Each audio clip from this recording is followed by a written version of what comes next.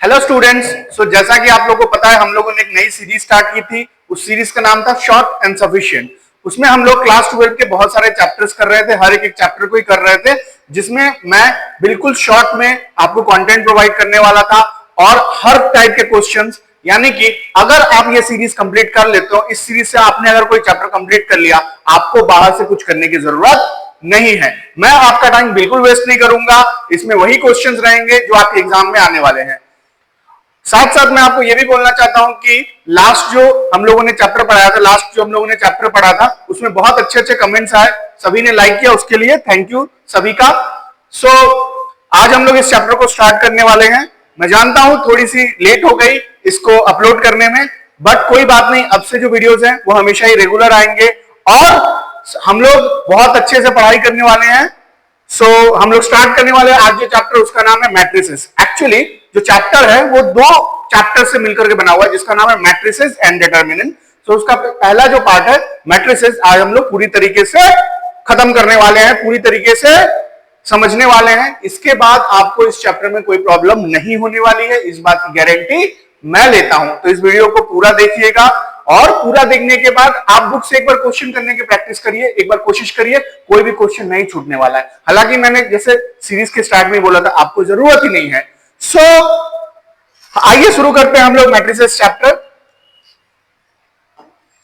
पहले हम लोग ये समझते हैं कि मैट्रिसेस होता क्या है। तो मैट्रिसेस क्या होता है, ये एक रेक्टेंगुलर अरे होता है, जिसमें हम लोग किस चीज का रेक्टेंगुलर अरे होता है, नंबर्स या फिर फंक्शंस का एक रेक्टेंगुलर अरे होता है। दिखने में कुछ इस तरह का होता है, इसको इस तरह के ब्रैकेट से हम लोग डिनोट करते हैं। जैसे यहाँ पर 1 2 3 4 5 6 इस तरह की चीजें लिखी हुई है, इसी तरह की चीजें लिखी हुई रहती हैं। ठीक है, यहाँ पर जरूरी नहीं नंबर हो सकता है आपका अल्फाबेट भी हो, या फिर हो सकता है आपका कोई फंक्शन भी हो। इस तरह से ये दिखने में बिल्कुल होता है, ऐसा अरेंजमेंट होता है। ठीक है, अच्छा, अगर मैं बात करूं कि यहां पर हम लोग एक चीज समझना होगा कि रो किसको बोलते हैं और कॉलम किसको बोलते हैं। क्या चीज समझना होगा हमें, रो और कॉलम, राइट। रोज क्या होते हैं और कॉलम्स क्या होते हैं। ठीक है, देखिए रोज क्या होते हैं। रोज का मतलब होता है इस तरह से हॉरिजॉन्टल लाइंस कितनी है, इस तरह से हॉरिजॉन्टल लाइंस कितनी है, इनको हम लोग बोलते हैं रो। जैसे अगर मुझे इसमें रो काउंट करना है तो कितनी लाइंस है, 1 2 3, इसको हम लोग क्या बोलते हैं, रो। अगर मैं बात करूं कॉलम का, कॉलम का मतलब होता है वर्टिकल लाइंस कितनी है, 1 2, इस तरह से। तो इसमें हमारा हॉरिजॉन्टल लाइंस कितनी है, 1 2 3, यानी कि नंबर ऑफ रोज कितने हो गए, 3। नंबर ऑफ कॉलम्स का मतलब हमारी वर्टिकल लाइंस कितनी है, यानी कि 1 2 3, तो वर्टिकल लाइन 3 है, यानी कि कॉलम भी 3 हो गया। तो जैसे कि ये एक तरह का मैट्रिक्स आप देख पा रहे हैं, ये जो मैट्रिक्स है इसमें नंबर ऑफ रोज कितने हैं, 3, और नंबर ऑफ कॉलम्स कितने हैं, 3। अच्छा, साथ साथ लास्ट जो वीडियो था उसके बारे में कुछ स्टूडेंट बोल रहे थे कि सर जो वीडियो है उसमें मतलब वो मैंने कंप्लीट कर लिया। कंप्लीट करने के बाद मैं एक शीट लेकर के बैठा, उसमें 20 क्वेश्चंस थे, उसमें से मैंने 19 सॉल्व कर लिया, एक नहीं सॉल्व कर पाया। तो मैं आपको बता दूं वो भी आप आसानी से सॉल्व कर पाएंगे, कोई प्रॉब्लम वाली बात नहीं, थोड़ी सी भूल चूक हो रही होगी। और कहते हैं ना, अगर मान लीजिए आप पहली बार में सब कुछ सीख जाइएगा तो पॉसिबल नहीं है, राइट। आप बस जुड़े रहिए, मैं आपको इस बात का प्रॉमिस कर रहा हूं, पूरा आग लगा कर रख दूंगा। मतलब आप समझ रहे हैं ना, आप जिन लोगों ने अटेंड किया उनको समझ में आ गया होगा ये चीज। ठीक है, मैं पूरी तरीके से आपको क्रिस्टल क्लियर चीजें प्रोवाइड कर रहा हूं। ठीक है, एक कहावत है ना कि आग ना लगी हो सीने में, क्या खाक मजा है जीने में। उसी तरह से आप रेगुलर अटेंड करते रहिए, नोट्स बनाते रहिए, और आप देखिए थोड़े ही समय में आप मैथ्स के महारथी बन जाएंगे। जैसे कि मैं बात कर रहा था, यहां पर रोज कितने हैं, 3, और कॉलम्स कितने हैं, 3। आइए आगे बढ़ते हैं हम लोग। अब देखिए जैसे एक मैट्रिक्स है, यहां पर देखिए एक मैट्रिक्स है। अब इस मैट्रिक्स में हमें निकालना ऑर्डर। तो पहले मैं बता दूं ऑर्डर का मतलब क्या होता है। ऑर्डर का मतलब होता है, अगर मान लीजिए मुझे किसी भी का ऑर्डर निकालना है, तो ऑर्डर जो होता है, ऑर्डर का मतलब होता है number of rows into number of columns. मतलब रोज कितने हैं और कॉलम्स कितने हैं, हमें ये फाइंड करना होता है, तभी जाकर के हम क्या फाइंड कर सकते हैं, ऑर्डर फाइंड कर सकते हैं। तो सबसे पहले हमें क्या फाइंड करना होता है, सबसे पहले हमें फाइंड करता हूं नंबर ऑफ रोज। जैसे ये हमारा पहला क्वेश्चन आप देख पा रहे हैं, इसमें नंबर ऑफ रोज कितने हैं। तो मैंने अभी बताया नंबर ऑफ रोज का मतलब क्या होता है, हमारा वर्टिकल लाइंस। तो वर्टिकल लाइंस कितनी है, 1 और 2, 2 वर्टिकल लाइंस है। अब 2 वर्टिकल लाइंस है, यानी कि हमारा नंबर ऑफ रोज कितना हो गया, 2। तो यहाँ पे मैं जैसे 2 लिख दिया। ठीक है, यहां पर देखिए, यहां पर मैं 2 लिख दे रहा हूं, तो ये हमारा हो गया 2 इनटू। अब हमें क्या लिखना, नंबर ऑफ कॉलम्स। तो कॉलम्स काउंट कर लेते हैं, वर्टिकल लाइंस 1 2 3 4। तो हमारा इसका ऑर्डर क्या हो गया, 2 into 4। ठीक है, कोई परेशानी। नेक्स्ट देखिए यहां पर हमें क्या लिखना, नंबर ऑफ रोज। तो 1 2, दो नंबर ऑफ रोज है।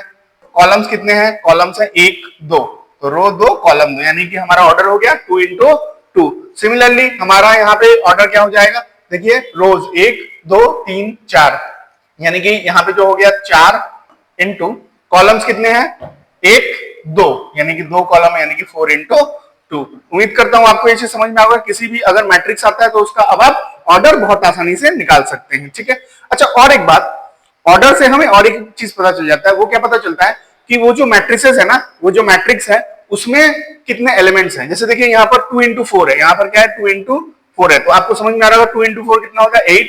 तो इसमें एलिमेंट्स ऑटोमेटिकली देखिए 8 एलिमेंट्स होंगे। ये 2 into 2 है, कितना होता है 4, तो एलिमेंट्स 4, 4 into 2 8 एलिमेंट्स 8। समझ में आया। सो ऑर्डर से हमें नंबर ऑफ एलिमेंट्स भी पता चल जाते हैं। ठीक है, आइए आगे बढ़ते हैं। अब देखिए नेक्स्ट जो है यहाँ पर पोजीशन ऑफ एन एलिमेंट, एक एलिमेंट का पोजीशन क्या होता है। तो देखिए मैट्रिक्स दिखने में कुछ इस तरह का होता है। तो जो यहाँ पर जो मैट्रिक्स होता है ना, इसको हम लोग बोलते हैं, यहाँ पर जो भी होता है उसका पोजीशन का बात करें तो उसको हम लोग ऐसे करके याद रख सकते हैं। देखिए 11 12 13 ऐसे हम लोग काउंटिंग लिखते हैं ना, 14 ऐसे करके लिखते हैं। अच्छा इसके नीचे जब हम लिखते हैं तो लिखते हैं 21 22 23। आगे मैं अगर चाहूं तो 24 भी लिख सकता हूं। मतलब अगर नीचे आऊंगा तो वो 11 21 21 31 ऐसे करके लिखूंगा। जैसे यहाँ पे लिखूंगा तो 31 32 33। ये एक्चुअली है क्या, ये पोजीशन को रिप्रेजेंट करता है। जैसे यहाँ पर देखिए ये किस पोजीशन को रिप्रेजेंट कर रहा है, रो 1 कॉलम 1। मैंने अभी बताया ना, ये क्या पहला वाला क्या डिनोट करता है, रो, और दूसरा वाला कॉलम, यानी कि रो 1 कॉलम 1, राइट।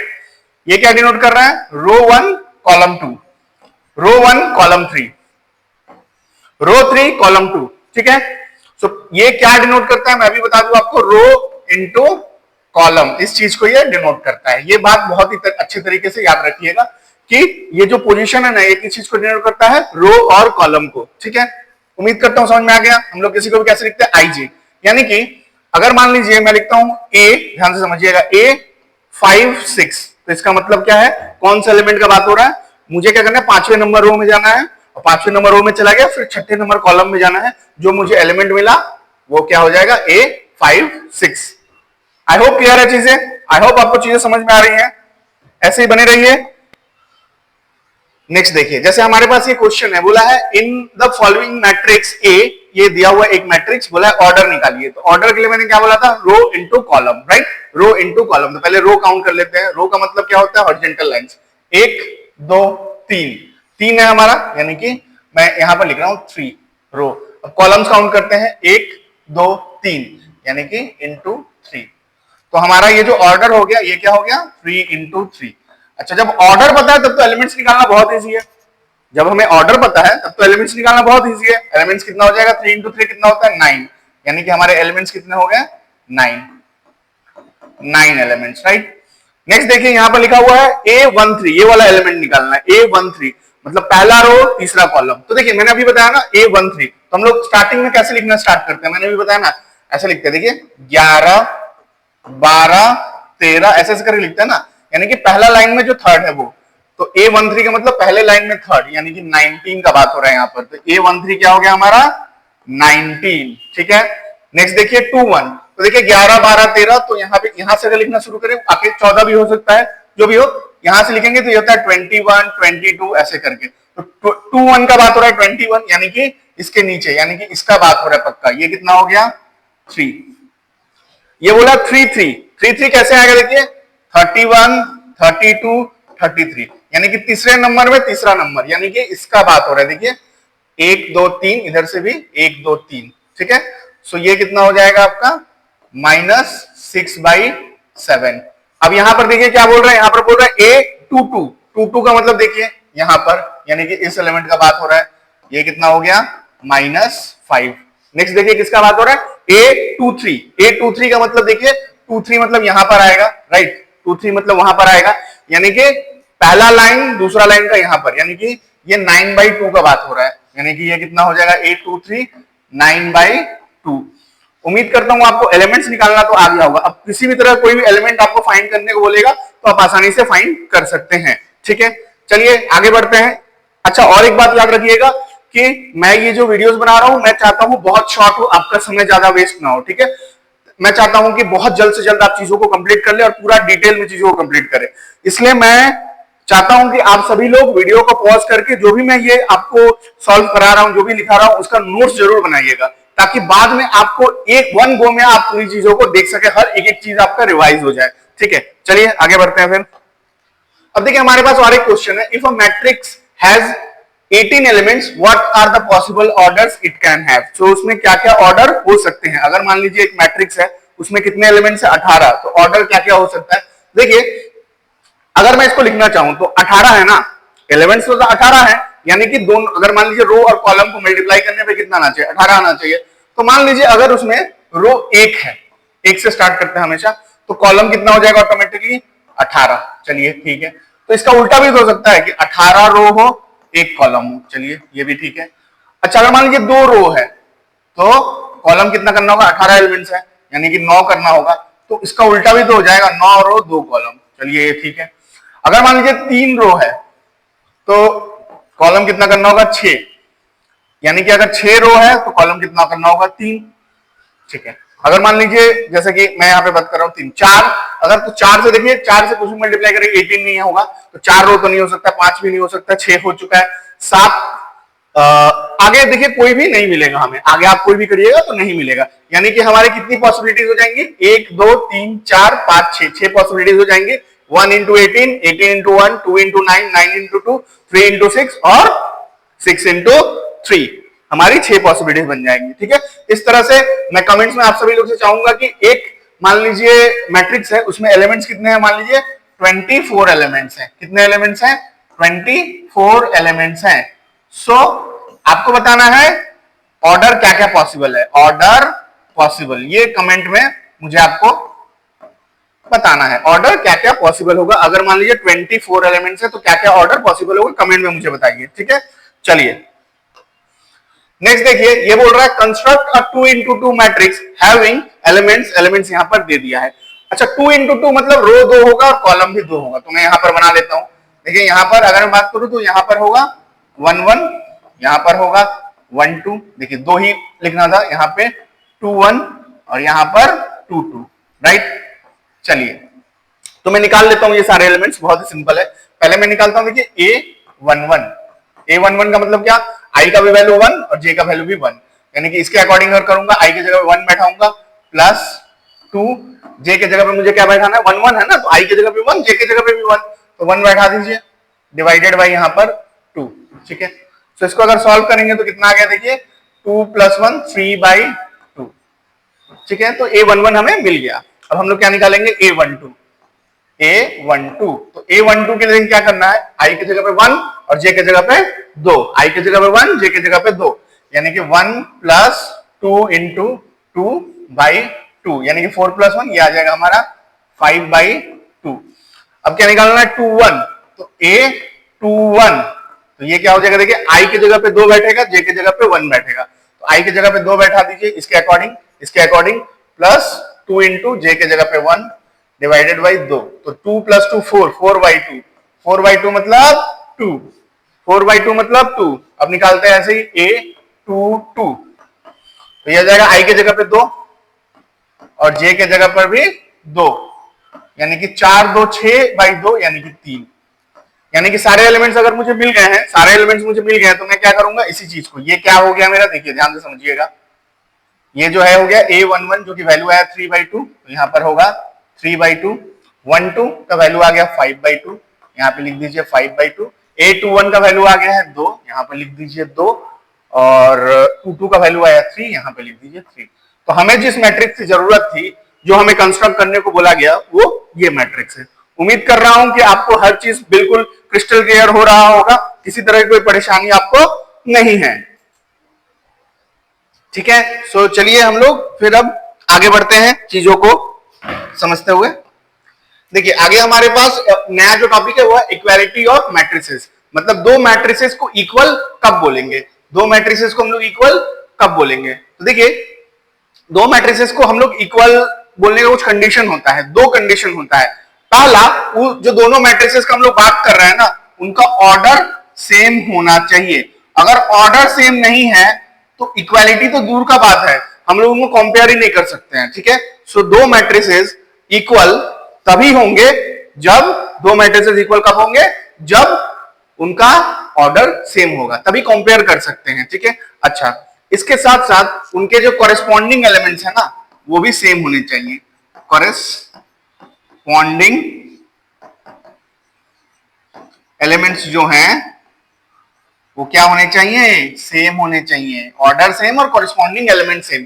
अभी कॉरेस्पॉन्डिंग एलिमेंट्स क्या होते हैं ये समझ लेते हैं। जैसे मान लीजिए ये दो मैट्रिसेस है ए और बी, अगर मेरा ए इक्वल्स टू बी है, ठीक है, ए इक्वल्स टू बी है, इसका मतलब क्या होता है, इनके कॉरेस्पॉन्डिंग एलिमेंट सेम होने चाहिए। कॉरेस्पॉन्डिंग एलिमेंट्स क्या होते हैं, ये जो ए है ना, मतलब इसका 1 1 वाले पोजीशन पे, इसका 1 1 वाले पोजीशन के इक्वल होगा, मतलब ए जो होगा वो किसके इक्वल होगा, डब्ल्यू के इक्वल होगा। उसी तरह से अगर मैं बात करूं यहाँ पर डी, ये कौन सा पोजीशन है, 2 2 पोजीशन है, तो इसका भी आप 2 2 पोजीशन देखिए, ये दोनों भी क्या होंगे, इक्वल होंगे। समझ में आ रहा है मेरा बात। उसी तरह से देखिए, अगर मान लीजिए मैं सी, ये क्या पोजीशन है 2 1, ये किसके इक्वल होगा, इसका 2 1 पोजीशन वाई के इक्वल होगा। यानी कि अगर a इक्वल्स टू बी है तो इनके कॉरेस्पॉन्डिंग एलिमेंट सेम होंगे। इसका मतलब क्या है, यहां पर a इक्वल्स टू होगा w, a इक्वल्स टू क्या होगा w, b इक्वल्स टू क्या होगा x, c इक्वल्स टू क्या होगा y, और d इक्वल्स टू हो जाएगा हमारा z। समझ में आ गया कॉरेस्पॉन्डिंग एलिमेंट्स क्या होते हैं। बहुत ही आसान है इक्वालिटी का कॉन्सेप्ट, कॉरेस्पॉन्डिंग एलिमेंट्स को इक्वल कर देना होता है। तो आइए एक क्वेश्चन के थ्रू समझते हैं किस तरह क्वेश्चन एग्जाम में आते हैं। तो जैसा कि आप यहां पर देख पा रहे हैं, बोल रहा है ये एक मैट्रिक्स है, ये एक मैट्रिक्स है, दोनों इक्वल है, दोनों इक्वल है, तो बहुत सारे हमें क्या निकालने हैं, बहुत सारी वैल्यूज निकालनी है। तो मैंने अभी बताया आपको कि अगर मैट्रिक्स इक्वल होता है तो उनके कॉरेस्पॉन्डिंग एलिमेंट सेम होते हैं। यानी कि ये जो x+3 है, यानी कि 1 1 पोजीशन पर, और यहां पर जो 0 है, ये दोनों कॉरेस्पॉन्डिंग एलिमेंट्स है, इक्वल होने चाहिए। यानी कि यहां से मुझे पता चल गया भाई कि x+3 का वैल्यू निकालोगे तो कितना आएगा 0, यानी कि यहां से x का वैल्यू आ गया -3। तो यहां पर मैं x की जगह पे क्या लिख देता हूं, -3। और खोजते हैं, यहां पर देखिए z+4 6 के इक्वल है, तो यहां पर मैं लिखता हूं, देखिए z+4 जो है वो 6 के इक्वल है, यानी कि z अगर मैं निकालूंगा तो वो होगा 6 - 4 यानी कि 2। z कितना आ गया 2, तो z के जगह पे मैं क्या लिख देता हूं 2, ठीक है। वैसे ही देखिए और भी एलिमेंट्स, जैसे मान लीजिए मैं यहां पर y इसको देखता हूं, जो ये किसके इक्वल होना चाहिए, इसके इक्वल होना चाहिए, यानी कि यहां पर मैं लिखता हूं, देखिए 2y - 7 will be equals to 3y - 2। तो मैं सारे y वालों को एक साइड कर लेता हूं, ये हो जाएगा, देखिए 3y तो इधर आएगा, यानी कि 2y - 3y इक्वल्स टू -2 + 7, यानी कि -y इक्वल्स टू +5, यानी कि y का वैल्यू -5। तो देखिए यहां से y का वैल्यू कितना आ गया -5, ठीक है। सो x y z का वैल्यू मैंने निकाल दिया। अब क्वेश्चन नंबर ये कौन सा है हम लोग का, ठीक है। सो ये क्वेश्चन नंबर, एक मिनट रुक जाइए, क्वेश्चन नंबर कौन सा है मैं देख लेता हूं, ठीक है। ओके,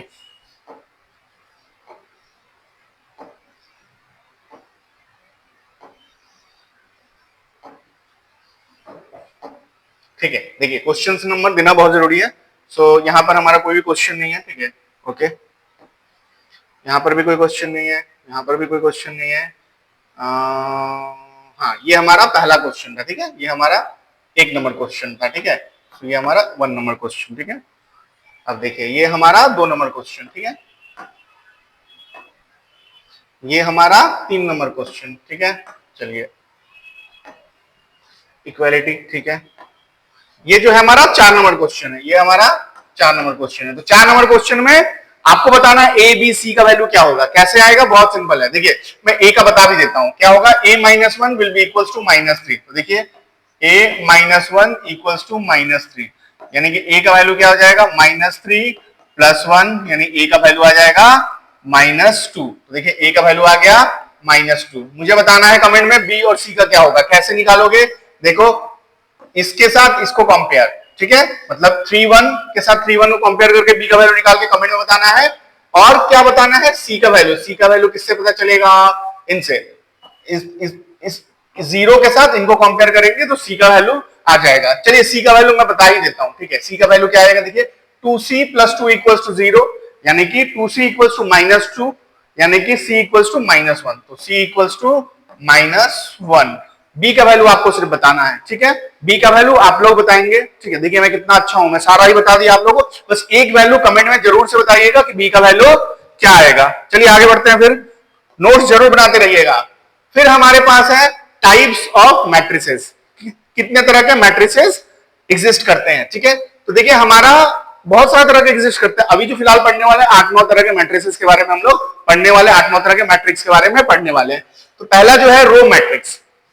अब ये रो मैट्रिक्स क्या होता है, एक ऐसा मैट्रिक्स जिसमें एक तो रो मिले बस और कुछ नहीं चाहिए, एक रो मिलेगा, उसको क्या बोलते हैं, रो मैट्रिक्स। जैसे मान लीजिए एक मैट्रिक्स में यहां पे लिख रहा हूं 3 2 5, तो आप देख पा रहे हैं इसमें क्या है, एक ऐसे करके रो दिख रहा है, इसीलिए इसको क्या बोलते हैं, रो मैट्रिक्स।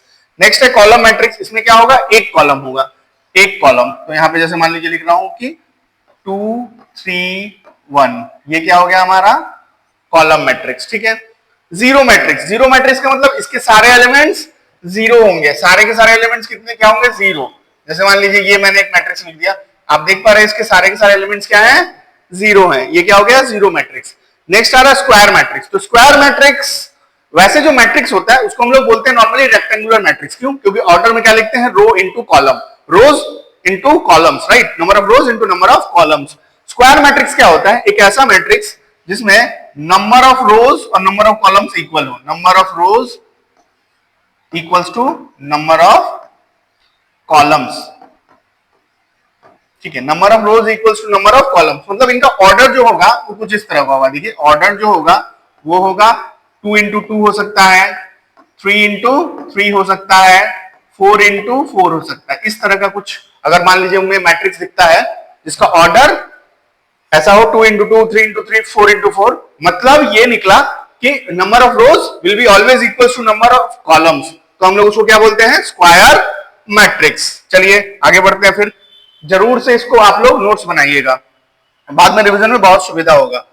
नेक्स्ट आता है डायगोनल मैट्रिक्स। अब ये डायगोनल मैट्रिक्स क्या है, डायगोनल मैट्रिक्स का मतलब, डायगोनल मैट्रिक्स से पहले आपको जानना होगा एक मैट्रिक्स का डायगोनल क्या होता है, ठीक है। तो देखिए जैसे मान लीजिए मैंने एक मैट्रिक्स यहां पर मैं ड्रॉ कर रहा हूं, ठीक है। अब इस मैट्रिक्स में ये जो एलिमेंट होता है ना, ये कॉर्नर वाला एलिमेंट, मतलब ये जो ऐसे डायगोनल पे जो आता है उसको हम लोग बोलते हैं डायगोनल एलिमेंट्स, ठीक है। सो एक ऐसा मैट्रिक्स जिसके सिर्फ और सिर्फ डायगोनल पे एलिमेंट्स हो और सब जगह क्या हो, जीरो हो, उसको हम लोग बोलते हैं डायगोनल मैट्रिक्स। जैसे मान लीजिए मैं यहां पे लिख रहा हूं 5 0 0 0 2 0 0 0 6, मान लीजिए मैंने एक मैट्रिक्स लिखा। तो आप जैसे कि देख पा रहे हैं इसमें एलिमेंट्स कहां पे हैं, सिर्फ और सिर्फ डायगोनल पे आपको एलिमेंट्स दिखेंगे, बाकी सारे एलिमेंट्स क्या दिखेंगे, जीरो। तो ये किस तरह का मैट्रिक्स हुआ, डायगोनल मैट्रिक्स। नेक्स्ट देखिए स्केलर मैट्रिक्स। अब ये स्केलर मैट्रिक्स क्या होता है, देखिए जो स्केलर मैट्रिक्स होता है ना वो एक तरह का डायगोनल मैट्रिक्स ही होता है, ठीक है। स्केलर मैट्रिक्स क्या होता है, एक तरह का डायगोनल मैट्रिक्स भी होता है। तो डिफरेंस क्या है, डिफरेंस ये है कि डायगोनल मैट्रिक्स में जो डायगोनल एलिमेंट है वो कुछ भी हो सकते हैं, ठीक है, मतलब डिफरेंट हो सकते हैं। लेकिन जो स्केलर मैट्रिक्स है वो तो एक तरह का डायगोनल है ही, लेकिन इसमें एलिमेंट सेम होते हैं। एलिमेंट सेम होते हैं मतलब कि मान लीजिए यहाँ पर 5 है, 0 है, 0 है, 0 है, तो यहाँ पर 5 ही होगा, यहाँ पर 0, यहाँ पर 0 0 5, मतलब जो हमारे डायगोनल के एलिमेंट्स हैं वो क्या होते हैं, सेम होते हैं। डायगोनल के एलिमेंट्स क्या होते हैं, सेम होते हैं। फिर आइडेंटिटी मैट्रिक्स क्या होता है, तो आइडेंटिटी मैट्रिक्स एक तरह का स्केलर मैट्रिक्स होता है। अच्छा ये स्केलर मैट्रिक्स मतलब ये भी एक तरह का स्क्वायर मैट्रिक्स होता है या फिर डायगोनल मैट्रिक्स होता है, ठीक है। मतलब मेरा आइडेंटिटी मैट्रिक्स होता है, ये क्या होता है, एक स्केलर मैट्रिक्स या फिर एक डायगोनल मैट्रिक्स। और इनके डायगोनल के एलिमेंट्स जो है वो सेम तो होते हैं, लेकिन फिक्स है कि वो सेम क्या होगा, वो क्या होता है, वो होता है 1, वो क्या होता है, वो होता है 1, यानी कि ये होगा 1 0 0 0 1 0 0 0 1, ठीक है। और इसका अगर मैं ऑर्डर लिखना चाहूं तो ये क्या हो जाएगा, देखिए ये हो जाएगा 3 × 3, 3 रो 3 कॉलम। इसी तरह से अगर 2 वाले होते हैं तो वो क्या होंगे, 2 वाला अगर होगा तो वो क्या होगा 1 0 0 1, ठीक है, 2 इंटू 2, ठीक है, कोई परेशानी? सो इसको अगर हम लिखना चाहें तो इसको हम लोग I3 से डिनोट करते हैं, इसको हम लोग I2 से डिनोट करते हैं। आइडेंटिटी मैट्रिक्स बहुत ज्यादा हम लोग को काम में आता है, मतलब क्वेश्चंस में काफी पूछता है आइडेंटिटी मैट्रिक्स, सिर्फ आई लिख करके दे देता है। सो आप देखिएगा बाकी क्वेश्चंस जो देखिएगा, मान लीजिए 3 इंटू 3 में बाकी मैट्रिक्स है तो I3 लीजिएगा, मतलब ऐसा, और देखिएगा बाकी में जो ऐसे ए और बी कुछ ऐसा दिया हुआ हो, वो अगर 2 इंटू 2 में रहा तो आप 1 0 0 1 इस तरह से ले लीजिएगा, ठीक है। कभी कभी दे देता है I3 I2 लिख करके देता है, कभी कभी सिर्फ आई लिख करके देता है, तो आप क्वेश्चन देके समझ जाइएगा कि आपको ये वाला लेना है कि ये वाला लेना है। नेक्स्ट आता है upper triangular matrix. Upper triangular matrix क्या होता है? इसमें डायगोनल और डायगोनल के ऊपर भी एलिमेंट्स होते हैं, डायगोनल के नीचे वाले एलिमेंट क्या होते हैं? 0 होते हैं। जैसे मान लीजिए यहां पे लिख रहा हूं 1 5 6 0 0 3 0 8 2। तो जैसे कि ये एक आप मैट्रिक्स देख पा रहे हैं, इसमें क्या है? ये हमारा मेन डायगोनल है, ये हमारा क्या है भाई? ये डायगोनल है, ठीक है। सो इसके डायगोनल और डायगोनल के ऊपर जितने भी एलिमेंट्स वो रहेंगे, डायगोनल के नीचे वाला एलिमेंट क्या हो जाएगा? 0 हो जाएगा। तो लोअर ट्रायंगल मैट्रिक्स क्या हो जाएगा? लोअर ट्रायंगुलर मैट्रिक्स क्या हो जाएगा? इसमें डायगोनल और उसके नीचे ही एलिमेंट होंगे, ऊपर क्या हो जाएगा? 0, यानी कि 1 3 5, ठीक है, 0 2 8 0 0 7। अब जैसा कि आप देख पा रहे हैं, इसमें क्या है? डायगोनल के नीचे सारे के सारे एलिमेंट है, इसीलिए लोअर ट्रायंगुलर मैट्रिक्स, और डायगोनल के ऊपर वाले सारे एलिमेंट्स क्या हो जाते हैं? 0, ठीक है। उम्मीद करता हूं ये भी आपको समझ में आया, ठीक है। सो ये सब आप एक बार नोट करके जरूर रखिएगा, ठीक है, क्योंकि बहुत ही इंपॉर्टेंट है, ठीक है, कभी भी पूछ सकता है। जैसे आपको बस आइडिया एक होना चाहिए, ठीक है। आइडेंटिटी मैट्रिक्स को आई से डिनोट करते हैं, वो जो 0 वाला मैट्रिक्स था उसके लिए हम लोग 0 या फिर O यूज कर देते हैं, ठीक है। चलिए आगे बढ़ते हैं फिर। नेक्स्ट है addition and subtraction of matrices. तो ये भी बहुत आसान होता है। अब एडिशन और सब्ट्रैक्शन कैसे करते हैं ये समझते हैं। तो देखिए इसमें क्या होता है? कॉरेस्पॉन्डिंग एलिमेंट्स को ऐड कर देना होता है या फिर कॉरेस्पॉन्डिंग एलिमेंट्स को सब्ट्रैक्ट कर देना होता है, ठीक है। जैसे देखिए हमारे पास मैट्रिक्स है A और B। तो अच्छा, एडिशन सब्ट्रैक्शन की एक बात याद रखिएगा कि जिन दो मैट्रिक्स को हम ऐड करना चाहते हैं या सब्ट्रैक्ट करना चाहते हैं, उनका ऑर्डर सेम होना चाहिए। अगर ऑर्डर सेम नहीं है तो हम कैसे सब्ट्रैक्ट करेंगे? नहीं कर सकते हैं, है ना। और जैसे कि इक्वालिटी के लिए क्या बात हुआ था कि ऑर्डर सेम होना चाहिए, अगर ऑर्डर सेम नहीं हो तो इक्वल कैसे करेंगे? नहीं कर सकते।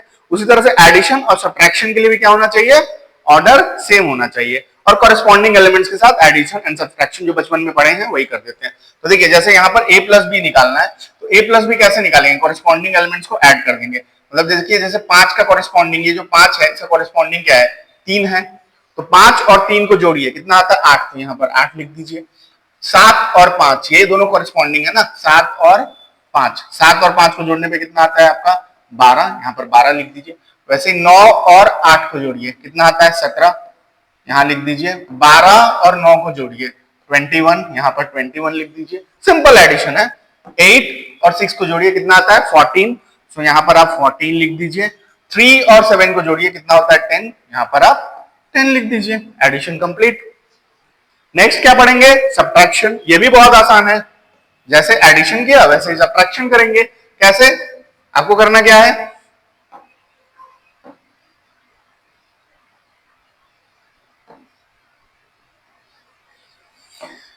यहां पर क्या था? 7 था, राइट, ठीक है। चलिए देखिए इसमें क्या करना है आपको? नॉर्मल सब्ट्रैक्शन करना है। जैसे देखिए 5 में से 3 को सब्ट्रैक्ट करिए। 5 में से आप A में देख पा रहे हैं 5 है, B में कितना है? 3 है। तो 5 में से 3 को सब्ट्रैक्ट करने कितना आएगा? 2।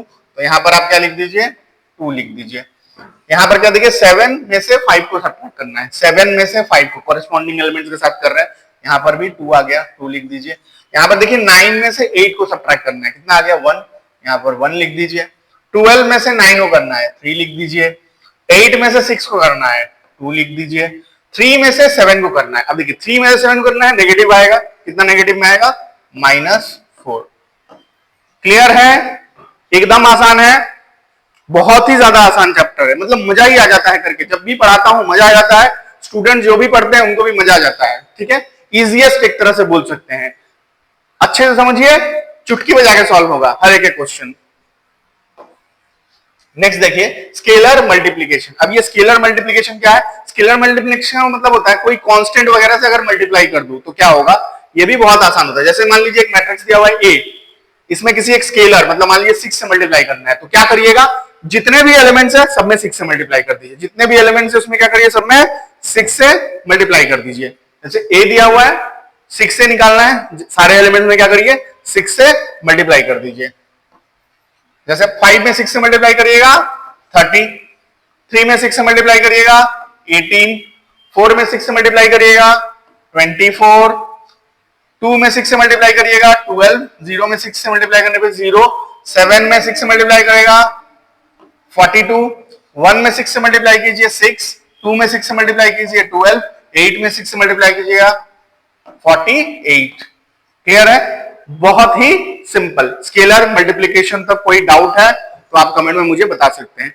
इसके बाद हम लोग मल्टीप्लीकेशन ऑफ टू मैट्रिक्स पढ़ने वाले हैं। ठीक है, ये बहुत ही एक इंपॉर्टेंट पार्ट है, बहुत ही अच्छा एक टॉपिक है, इसको हम लोग अच्छे से पढ़ेंगे। थोड़ा ध्यान देकर के समझिएगा, है बहुत ही ज्यादा आसान, लेकिन कभी कभी क्या होता है हड़बड़ी में थोड़ा बहुत मिस्टेक हो जाता है, बट एक बार आप समझ लीजिएगा, थोड़ा प्रैक्टिस कर लीजिएगा, कभी मिस्टेक नहीं होगा, इस बात की गारंटी मैं लेता हूं। आइए फिर सीखते हैं कि मैट्रिक्स मल्टीप्लिकेशन हम लोग किस तरह से कर सकते हैं। बहुत ही आसान होता है ये मैट्रिक्स मल्टीप्लिकेशन, बट इसका एक कंडीशन होता है। आप जिन दो एलिमेंट्स, जिन दो मैट्रिक्स को मल्टीप्लाई कर रहे हैं, जैसे मान लीजिए इसमें हम मान लीजिए ए और बी को मल्टीप्लाई कर रहे हैं। किसको मल्टीप्लाई कर रहे हैं? ए और बी को। ठीक है, तो इसमें आपको एक चीज चेक करना पड़ेगा, जो पहला वाला है ना उसका नंबर ऑफ कॉलम्स इक्वल होना चाहिए दूसरे वाले के नंबर ऑफ रोज के साथ, तभी जाकर के आप मल्टीप्लाई कर सकते हैं, अदरवाइज मल्टीप्लिकेशन दो मैट्रिक्स का पॉसिबल नहीं है। मैंने क्या बोला? अगर आप दो मैट्रिक्स को मल्टीप्लाई कर रहे हैं, एक ही कंडीशन है, बहुत अच्छा कंडीशन है, ठीक है, कंफ्यूजन रह जाता है। ऑर्डर निकालने टाइम क्या करते हैं? रो इनटू कॉलम, पहले रो कितना है वो देखते हैं, उसके बाद कॉलम कितना है वो देखते हैं। यहां पर क्या है, पहला जो मैट्रिक्स है उसका नंबर ऑफ कॉलम्स देखिए, दूसरा जो मैट्रिक्स है उसका नंबर ऑफ रोज देखिए। अगर वो दोनों इक्वल आ रहे हैं तो हमारा मैट्रिक्स मल्टीप्लिकेशन के एलिजिबल है, मल्टीप्लाई कर सकते हैं, एक आंसर मिलेगा। नहीं है तो नहीं हो सकता है। समझ में आया बात? आगे बढ़ते हैं, चेक करते हैं पहले वाले का नंबर ऑफ कॉलम्स। पहले वाले का नंबर ऑफ कॉलम्स मतलब वर्टिकल लाइंस, 1 2 3, 3 कॉलम मिल गया। दूसरे का रो चेक करते हैं, 1 2 3, है ये एलिजिबल। पहले वाले का कॉलम दूसरे वाले का रो इक्वल है, यानी कि एलिजिबल है। बाय द वे इसका मैं ऑर्डर यहां पर लिख देता हूं।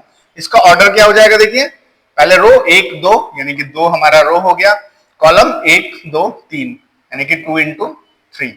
इसका क्या हो गया? 3 रो 3 कॉलम, 3 रो 1 2 3, 3 कॉलम 1 2 3 यानी कि 3 इंटू 3। तो क्या चेक करना होता है वो मैं बता दे रहा हूं, पहले वाले का बाद वाला, पहले वाले सेकंड वाले का पहले वाला। अगर ये दोनों सेम है तो मल्टीप्लाई हो जाएगा, अदरवाइज नहीं होगा। चूंकि इसमें सेम है इसलिए मल्टीप्लाई हो जाएगा। अब कैसे मल्टीप्लाई करते हैं वो समझिए। मल्टीप्लाई का ये जो पैटर्न होता है इसको मैं बोलता हूं 7 पैटर्न। 7 कैसे लिखते हैं?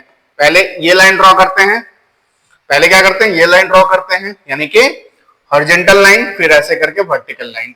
ठीक है, सो इसी तरह से मल्टीप्लाई करेंगे। मतलब हम लोग क्या चूज करेंगे, पहले वाले का पहला एलिमेंट चूज करेंगे, ठीक है, और इसका भी पहला एलिमेंट। ठीक है, पहले वाले के लिए ये लाइन है, ये वाला पहले वाले की लाइन है, दूसरे वाले के लिए ये लाइन है। ठीक है, पहले वाले का क्या चूज करते हैं, हॉरिजॉन्टल लाइन, दूसरे वाले का वर्टिकल लाइन। ठीक है, तो सबसे पहले हम लोग क्या करने वाले हैं, देखिए हम लोग क्या करने वाले हैं, यहां पर हमारा एक आंसर आने वाला है। ठीक है, सो मल्टीप्लाई करके मैं लिख के बताता हूं क्या आंसर आएगा। सो मैंने क्या बोला, पहले वाले का ये लाइन चूज करना है, पहले वाले का हॉरिजॉन्टल लाइन चूज करना है, तो हॉरिजॉन्टल लाइन चूज कर लिया। दूसरे वाले का कौन सा लाइन चूज करना है, दूसरे वाले का ये वाला लाइन चूज करना है, तो ये वाला लाइन चूज कर लिया। 7 में मैंने बोला था। अब क्या करना है, पहले वाले के साथ इसको मल्टीप्लाई कीजिए, मतलब 1 के साथ 5 को मल्टीप्लाई कीजिए, लिख दीजिए 1 इंटू 5 प्लस, फिर 2 के साथ बीच वाले को, मतलब इसका सेकंड तो इसका बीच, है ना, इसका पहला इसका पहला, इसका बीच इसका बीच, यानी कि 2 इंटू 3, फिर इसका लास्ट तो इसका लास्ट प्लस 3 इंटू -1 हो गया यहाँ का एलिमेंट। ठीक है, नेक्स्ट इसको पकड़िए, इसको पकड़ेंगे, ठीक है, ऊपर ही लिखना है ना, तो इसको पकड़ेंगे। अब इसका सेकंड वाले को चूज करेंगे, किसको चूज करेंगे, इसका सेकंड वाले को, तो सेकंड वाले को चूज करते हैं। ठीक है, सो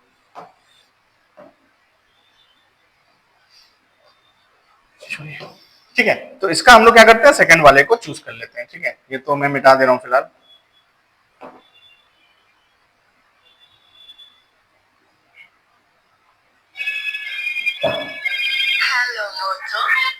ठीक है, तो देखिए इसको हम लोग मिटा देते हैं।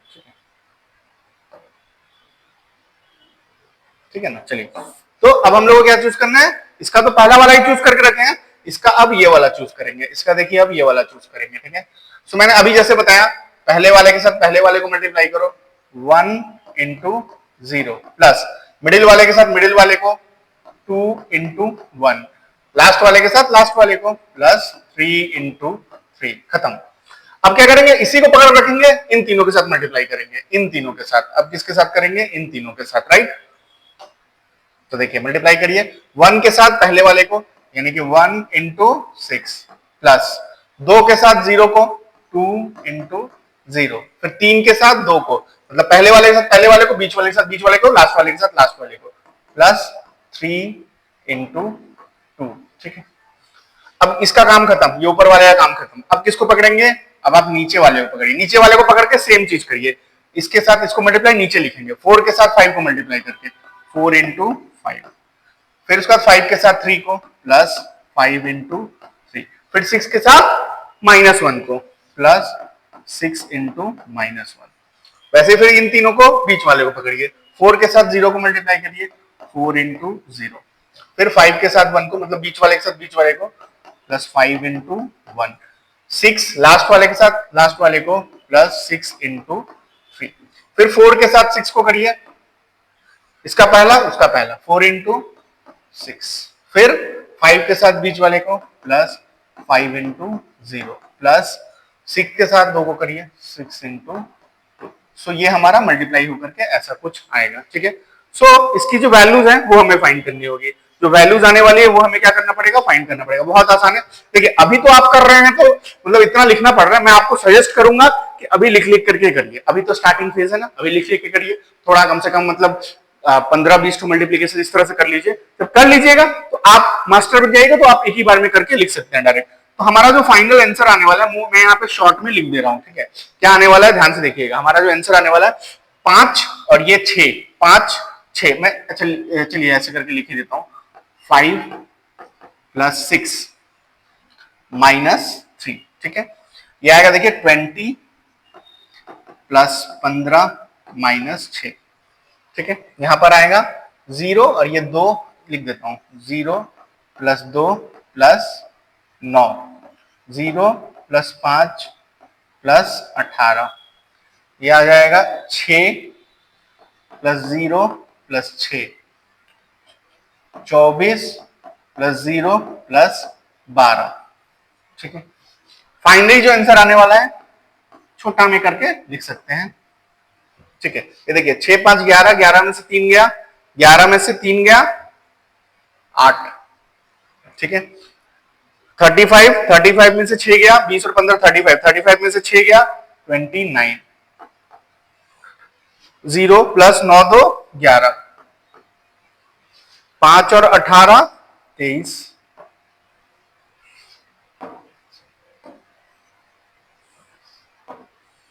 अच्छा 6 6 12 और 24 और 12 36, हमारा फाइनल आंसर जो है ये आ गया। ठीक है, सो बहुत सिंपल है मल्टीप्लिकेशन, 5-6 प्रैक्टिस करिएगा बिल्कुल क्लियर हो जाएगा। ठीक है, अगर नहीं समझ में आया ये चीज, ये बहुत इंपॉर्टेंट है, तो एक बार आप इस जो मैंने अभी करा है इसको एक बार रिपीट करके देख लीजिए, उम्मीद करता हूं ये बहुत क्लियर है।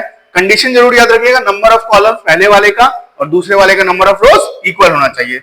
आगे बढ़ते हैं फिर, जैसे देखिए हमारे पास एक क्वेश्चन है, ए का वैल्यू दे दिया है, हमें बोला है a² - 5a + 7i = 0, ये हमें प्रूफ करना है। ठीक है, इक्वल्स टू o या फिर 0, ये हमें प्रूफ करना है। सो देखिए हमें सबसे पहले क्या चाहिए, हमें तो सबसे पहले चाहिए a², तो मैं क्या करता हूं एक बार a² निकाल लेता हूं, है ना। तो देखिए a² का मतलब a × a, तो मैं यहां पर a² निकाल लेता हूं। a² क्या होता है, a × a, तो a लिख देता हूं 3 1 -1 2, और एक बार a लिखना पड़ेगा 3 1 -1 2, देख लेता हूं a² क्या आ रहा है। तो पहले क्या करूंगा, इन दोनों को पकड़ के इन दोनों का पकड़ूंगा, इन दोनों का, इसका हॉरिजॉन्टल लाइन इसका वर्टिकल लाइन, मतलब 3 × 3 प्लस 1 इंटू माइनस 1, फिर क्या करूंगा 3 इंटू, ये हो गया 3 इंटू 3, 1 इंटू माइनस 1, फिर 3 इंटू 1, 3 इंटू 1, फिर 1 इंटू 2 प्लस 1 इंटू 2, मतलब इसका फर्स्ट, इसका फर्स्ट, इसका सेकंड, इसका सेकंड, ठीक है। फिर उसके बाद इसका फर्स्ट, इसका फर्स्ट, इसका सेकंड, इसका सेकंड, ठीक है। नीचे पकड़ते हैं, माइनस 1 के साथ 3 को करूंगा, माइनस 1 इंटू 3 प्लस, अब 2 के साथ माइनस 1 को कर दूंगा, 2 इंटू माइनस 1, मल्टीप्लीकेशन, माइनस 1 के साथ 1 को करिए, माइनस 1 इंटू 1 प्लस 2 के साथ 2 को, यानी कि 2 इंटू 2, यानी कि हमारा जो ए स्क्वायर का वैल्यू है वो कितना आ गया, यहां पर देखते हैं, 3 इंटू 3 9, और ये माइनस 1, 9 माइनस 1 8, माइनस 3 माइनस 2 यानी कि माइनस 5, 3 प्लस 2 5, यहां आ गया माइनस 1 और ये 4 यानी कि 3, ठीक है। सो ये हमारा आ गया ए स्क्वायर का वैल्यू। अब इसमें हम लोग बैठा सकते हैं, तो एलएचएस लेकर के स्टार्ट करते हैं, ये हमारा एलएचएस है, इसको लेकर के हम लोग स्टार्ट करते हैं। तो पहले देखिए ए स्क्वायर है, तो यहां पर मैं ए स्क्वायर लिख देता हूं, 8 माइनस 5 5 3, ये हमारा ए स्क्वायर हो गया, माइनस 5 टाइम्स ए, तो ए तो देखिए यहां पर पता है, अब अगर स्केलर मल्टीप्लीकेशन करेंगे तो हर एक एलिमेंट 5 टाइम्स बढ़ जाएगा, अगर 5 ही निकालना है तो ये 3 है, 5 गुना हो जाएगा तो कितना हो जाएगा 15, ये 1 है, 5 गुना हो जाएगा तो कितना हो जाएगा 5, ये माइनस 1 है, अगर 5 गुना करेंगे तो माइनस 5, 2 5 गुना करेंगे तो 10। अब देखिए प्लस आई का मतलब क्या होता है, आई का मतलब होता है 1001, उसमें भी 7 से मल्टीप्लाई कीजिए तो क्या होगा 7 गुना हो जाएगा, सो 1 इंटू 7 7, 0 इंटू 7 तो 0 ही होगा, अच्छा 0 इंटू 7 0 होगा, और 1 इंटू 7 7। अब हमको ये अगर सॉल्व करूंगा तो क्या आना चाहिए मेरा, मतलब ये मेरा है ए स्क्वायर का वैल्यू, ये है 5a का वैल्यू, और ये है 7i का वैल्यू, ठीक है। ये सॉल्व करने पर कितना आना चाहिए, हमारा सारा का सारा एलिमेंट 0 आना चाहिए, यही प्रूफ करना है। तो एक बार करके देखते हैं आ रहा है कि नहीं आ रहा है। तो ये देखिए ये आ गया 8, ये इसके साथ 15 को माइनस करिए 15, और फिर ये प्लस करना है 7, तो यहाँ पर कॉरेस्पॉन्डिंग एलिमेंट्स का ही एडिशन या फिर सब्ट्रैक्शन होता है। अब ये 5 को पकड़ते हैं तो 5 माइनस 5 प्लस 0, यहाँ पर माइनस 5, अब ये माइनस और माइनस प्लस 5 प्लस 0, यहाँ पर 3 माइनस 10, 3 माइनस 10, अच्छा प्लस 7, ठीक है। सो देखिए फाइनली कितना आ गया 8 और 7 15, 15 में से 15 गया 0, 5 minus 5 0, 0 plus 0 0, 5 plus minus 5 plus 5 0 plus 0 0, 7 और 3 3 और 7 10, 10 माइनस 10 0। देखिए हर एक एलिमेंट जो है क्या आ गया 0 आ गया, यही तो प्रूफ करना था ना, इक्वल्स टू क्या है ये, सिंपल है, कर सकते हैं। आगे बढ़ते हैं फिर, ठीक है, इसको नोट कर लीजिएगा। आगे हमारा दिया हुआ है कि a का वैल्यू दिया हुआ है और k निकालना है जबकि ऐसा कुछ रहेगा, ठीक है। सो ये कैसे करेंगे, देखिए वही वही पुराना रूल, हमें क्या करना होगा ए स्क्वायर तो निकालना ही होगा भाई, ए स्क्वायर तो निकालना ही होगा। तो यहां पर मैं ए स्क्वायर निकाल लेता हूं, ए स्क्वायर का मतलब a इंटू ए लिख लेता हूं, 3 माइनस 2 4 माइनस 2, फिर से एक बार a लिख लेता हूं, 3 माइनस 2 4 माइनस 2।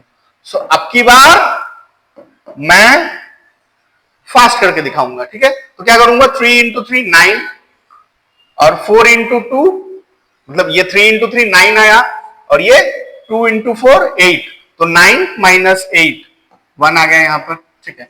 वैसे 3 इंटू माइनस 2 माइनस 6, और ये आ गया plus 4, minus minus plus, so minus 6 plus 4, minus 6 plus 4 कितना आ जाएगा माइनस 2, ठीक है ना। 3 इंटू 3 9 और माइनस 8 1 आया, 3 इंटू माइनस 2 माइनस 6 प्लस 4 यानी कि माइनस 2, वैसे 4 इंटू 3 12, और ये माइनस 8, 12 माइनस 8 4, 4 इंटू माइनस 2 कितना होता है माइनस 8, और ये प्लस 4 यानी कि माइनस 4, ठीक है। ये हमारा आ गया ए स्क्वायर का वैल्यू। अब इसमें एक बार बैठा करके देख लेते हैं क्या आता है आंसर, ठीक है। सो अब देखिए मुझे क्या करना है, ए का वैल्यू निकालना है, मुझे क्या करना है ए का वैल्यू निकालना है, तो मैं इसको थोड़ा सा सिंप्लीफाई कर देता हूं ताकि ए का निकालने में आसान हो। A square plus 2i equals to K times A, तब ना यहां से मुझे निकलेगा के का वैल्यू। अब देखिए ए स्क्वायर का वैल्यू मैं यहां पर लिख देता हूं, ए स्क्वायर का वैल्यू जो है 1 माइनस 2 1 -2 4 -4 2 टाइम्स ए आई का मतलब मैं बता चुका हूं 1 0 0 1 2 से मल्टीप्लाई करके 1 की जगह बस 2 आ जाएगा 2 0 0 2 इक्वल्स टू क्या है k टाइम्स ए भी मैं यहां पे लिख देता हूं ए है 3 4 -2 और यहां पर -2 ठीक है इसको सॉल्व कर लेते हैं ये देखिए 1 और 2 ऐड होके कितना आ गया 1 और 2 ऐड होके कितना आ गया 3 -2 और 0 ऐड होके कितना आ गया -2 4 में 0 ऐड होके कितना आ गया 4 और -4 में 2 ऐड होके कितना आ गया -2 इक्वल्स टू k इंटू 3 -2 4 -2 ठीक है अब देखिए कहानी बहुत ही सिंपल है कहानी क्या है देखिए यहां पर क्या है जो चीज इधर आया वो चीज उधर आ गया है ठीक है यानी कि ये दोनों अगर मैं एक तरह से बोलूं कि एक दूसरे को कैंसिल आउट कर देंगे या फिर अगर मान लीजिए अगर यहां पर मेरा आ जाता कितना 6 आता -4 आता 8 आता और -2 आता तो मुझे पता चलता k का वैल्यू 2 है सब में 2 से मल्टीप्लाई बट चूंकि ये दोनों इक्वल आ गया है यानी कि यहां से मेरा k का वैल्यू कितना आ गया k का वैल्यू है 1 क्योंकि 1 से मल्टीप्लाई करूंगा तभी ना यही चीज रहेगा समझ में आया इस तरह क्वेश्चन एग्जाम में अक्सर ही देखने को मिल जाते हैं ठीक है आगे बढ़ते हैं इसको नोट डाउन कर लीजिए अब देखिए नेक्स्ट जो हमारा टॉपिक है वो है ट्रांसपोज ऑफ अ मैट्रिक्स एक मैट्रिक्स का ट्रांसपोज कैसे निकालते हैं ठीक है एक मैट्रिक्स का ट्रांसपोज क्या होता है तो बहुत ही एक इंपॉर्टेंट टॉपिक है ठीक है ट्रांसपोज को थोड़ा समझते हैं ट्रांसपोज क्या होता है बहुत सिंपल ठीक है ट्रांसपोज का मतलब होता है जो रो है उसको तुम बदल दो कॉलम में रो को किसमें बदल दो भाई कॉलम में बदल लो अच्छा और कॉलम को बदल दो रो में ठीक है मतलब अल्टी पल्टी ठीक है रो को बदल दो कॉलम में कॉलम को बदल दो रो में जैसे हमारे पास यहाँ पर ए दिया हुआ है ए क्या है एक मैट्रिक्स है तो अगर मुझे ए ट्रांसपोज निकालना है इसको ऐसे लिखते हैं एटी ए ट्रांसपोज तो ये क्या हो जाएगा मतलब 251 ये क्या है हमारा हॉरिजॉन्टल लाइन है इसको वर्टिकली लिख दो 2 5 -1 और ये 740 ये क्या हमारा हॉरिजॉन्टल है इसको वर्टिकल लिख दो 740 ठीक है क्लियर है सो हमारा जो हॉरिजॉन्टल लाइन है उसको वर्टिकल लिख दो वर्टिकल को हॉरिजॉन्टल लिख दो ठीक है अच्छा अगर मान लीजिए किसी चीज का 2 बार मैं ट्रांसपोज कर दूं तो वापस वही चीज आ जाएगा कि नहीं बिल्कुल क्योंकि एक बार रो को कॉलम बदल दिया अब उसको फिर ट्रांसपोज करूंगा तो कॉलम तो फिर वो रो में आ जाएगा मतलब यहां पर मैं एक जस्ट ऐसे ही बता के रखता हूं ए का ट्रांसपोज करूंगा अच्छा फिर से इसका अगर ट्रांसपोज कर दूंगा तो ये वापस से क्या आ जाएगा ये आ जाएगा ये ऐसा मतलब कॉमन सेंस वाली बात हो गई ठीक है आगे बढ़ते हैं फिर अब देखिए जैसे कि हमें ये कुछ वेरीफाई करने को बोल रहा है कि हमें ए दे दिया है और हमें बोला है ए इंटू ए ट्रांसपोज करने पर आई आ रहा है कि नहीं आ रहा है ये वेरीफाई करके दिखाइए या फिर प्रूव करके दिखाइए ऐसे समझते हैं तो ए तो हमारे पास गिवन है मैं एक बार ए ट्रांसपोज निकाल लेता हूं ए ट्रांसपोज तो ए ट्रांसपोज क्या होगा रो को कॉलम बदल दो कॉलम को रो में यानी कि ये तो यहाँ पर कॉस अल्फा ही रहेगा ये जो साइन अल्फा ये नीचे आ जाएगा साइन अल्फा अच्छा ये माइनस साइन अल्फा यहाँ चला जाएगा माइनस साइन अल्फा और ये जो कॉस अल्फा है ये नीचे आ जाएगा अब इनका क्या कहना है कि भाई आप a इंटू ए ट्रांसपोज निकालो तो चलिए a इंटू ए ट्रांसपोज हम लोग एक बार लिख करके देख लेते हैं ठीक है ए ट्रांसपोज तो आ गया यहाँ पर a इंटू ए ट्रांसपोज लिख लेता हूं मैं यहाँ पर a into A transpose equals to A लिख देता हूं पहले ये आ गया देखिए cos alpha sine alpha minus sine alpha cos alpha ये हो गया ए यहां पे लिखता हूं जो हम लोगों ने ए ट्रांसपोज निकाला है cos alpha sine alpha minus sine alpha और कॉस अल्फा ठीक है ना सो ये हम लोग मल्टीप्लाई करके एक बार लिख लेते हैं ठीक है मल्टीप्लाई करके यहाँ पर लिख लेते हैं ठीक है मल्टीप्लाई करते हैं तो वही पता है कॉस के साथ कॉस का मल्टीप्लाई होगा और ऐसे करके मल्टीप्लीकेशन होता है ठीक है तो देखिए cos alpha into cos alpha cos square alpha ठीक है cos square alpha into sine alpha plus sine square alpha ठीक है चलिए आगे बढ़ते हैं ठीक है उसी तरह से अगर इधर मल्टीप्लाई करूं कॉस इंटू साइन यानी कि minus sine alpha cos alpha minus sine alpha cos alpha minus देखिए माइनस, एक मिनट क्या किया मैंने, हाँ, तो cos alpha into sine alpha, देखिए cos alpha into sine alpha minus में आएगा, अच्छा फिर साइन के साथ कॉस को करेंगे तो आएगा plus sine alpha into cos alpha, sine alpha into cos alpha, ठीक है। सिमिलरली यहाँ पे नीचे वाले के साथ वही करेंगे, माइनस साइन अल्फा के साथ कॉस अल्फा, यानी कि minus sine alpha cos alpha, ठीक है, माइनस साइन अल्फा और यहाँ पे कॉस साइन अल्फा, ठीक है, plus cos alpha into sine alpha, cos alpha into sine alpha, ठीक है। वैसे ही इनको करेंगे तो देखिए minus into minus plus sine square alpha, अच्छा कॉस अल्फा के साथ कॉस अल्फा कर दीजिए प्लस कॉस स्क्वायर अल्फा। अब आपको ये चीज तो पता है कि cos square alpha plus sine square alpha, मैं यहां पर लिख रहा हूं स्पेस की थोड़ी कमी की वजह से, ठीक है। देखिए यहां पर क्या cos square alpha plus sine square alpha, ये क्या होता है 1। यहां पर देखिए ये sign alpha cos alpha negative में है, sign alpha cos alpha positive में, कट गया 0, sign alpha cos alpha negative में है, sign alpha cos alpha positive में है, कट गया 0, sine square alpha plus cos square alpha 1। अच्छा यही क्या होता है, यही तो आई होता है ना, हो गया प्रूव, हो गया प्रूव, सिंपल है कि नहीं। तो इसको एक बार नोट डाउन जरूर से कर लीजिएगा, ठीक है ना। आइए नेक्स्ट हम लोग समझते हैं symmetric and askew symmetric matrix क्या होते हैं, ठीक है। मतलब मैं क्या ही बताऊं, बहुत ही आसान होता है। अगर मान लीजिए एक मैट्रिक्स मैं यहां पर लिख रहा हूं ए, मान लीजिए मैंने एक मैट्रिक्स लिखा ए, ठीक है।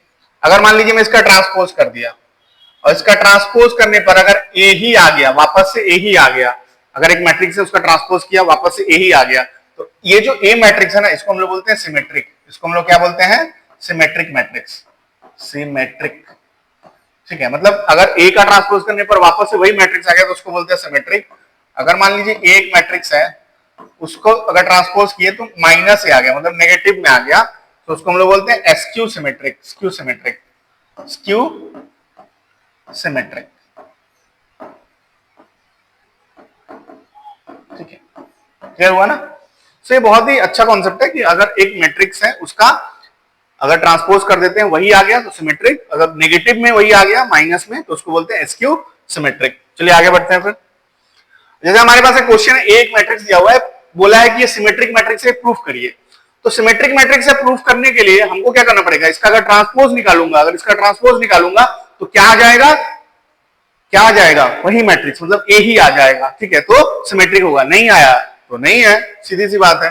तो एक मैट्रिक्स दिया हुआ है, इसका मैं ट्रांसपोज निकालता हूं, तो ट्रांसपोज का रूल क्या होता है, रो को कॉलम बदल दो, कॉलम को रो में बदल दो, यानी कि ये जो हॉरिजॉन्टल लाइन है इसको वर्टिकली लिख दो 1 -1 5, ये जो हॉरिजॉन्टल लाइन है उसको वर्टिकल लिख दो -1 2 1 5 1 3, सो 5 1 3। अब एक बार जब मैं कंपेयर करता हूं ना, कंपेयर करता हूं, देखिए 1 -1 5 वही आ गया, 1 -1 5, -1 2 1 -1 2 1, 5 1 3 5 1 3, मतलब ट्रांसपोज करने का कोई फर्क ही नहीं पड़ा, वापस से क्या आ गया, ए आ गया। सो अब देखिए since A transpose is equal to A transpose तो ए के इक्वल है, इसका मतलब क्या हो गया, ए क्या है, सिमेट्रिक है, देयरफॉर ए इज सिमेट्रिक। ए इसका मतलब क्या हो गया, सिमेट्रिक है। क्यों, क्योंकि ए ट्रांसपोज करने पर भी कोई फर्क ही नहीं पड़ा उसको, है ना, थीटर है वो, वापस से आ गया, है ना। नेक्स्ट आगे बढ़ते हैं, इसको नोट जरूर करिएगा। नेक्स्ट क्या है, prove every square matrix can be uniquely expressed as the sum of a symmetric matrix and a skew symmetric.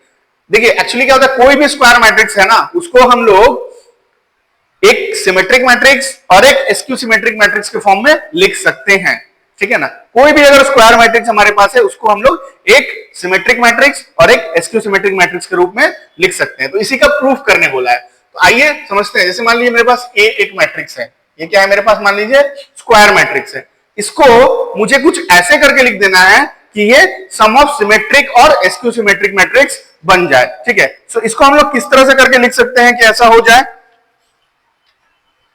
बताइए। इसको हम लोग बहुत ही सिंपल तरीके से कर सकते हैं, ठीक है।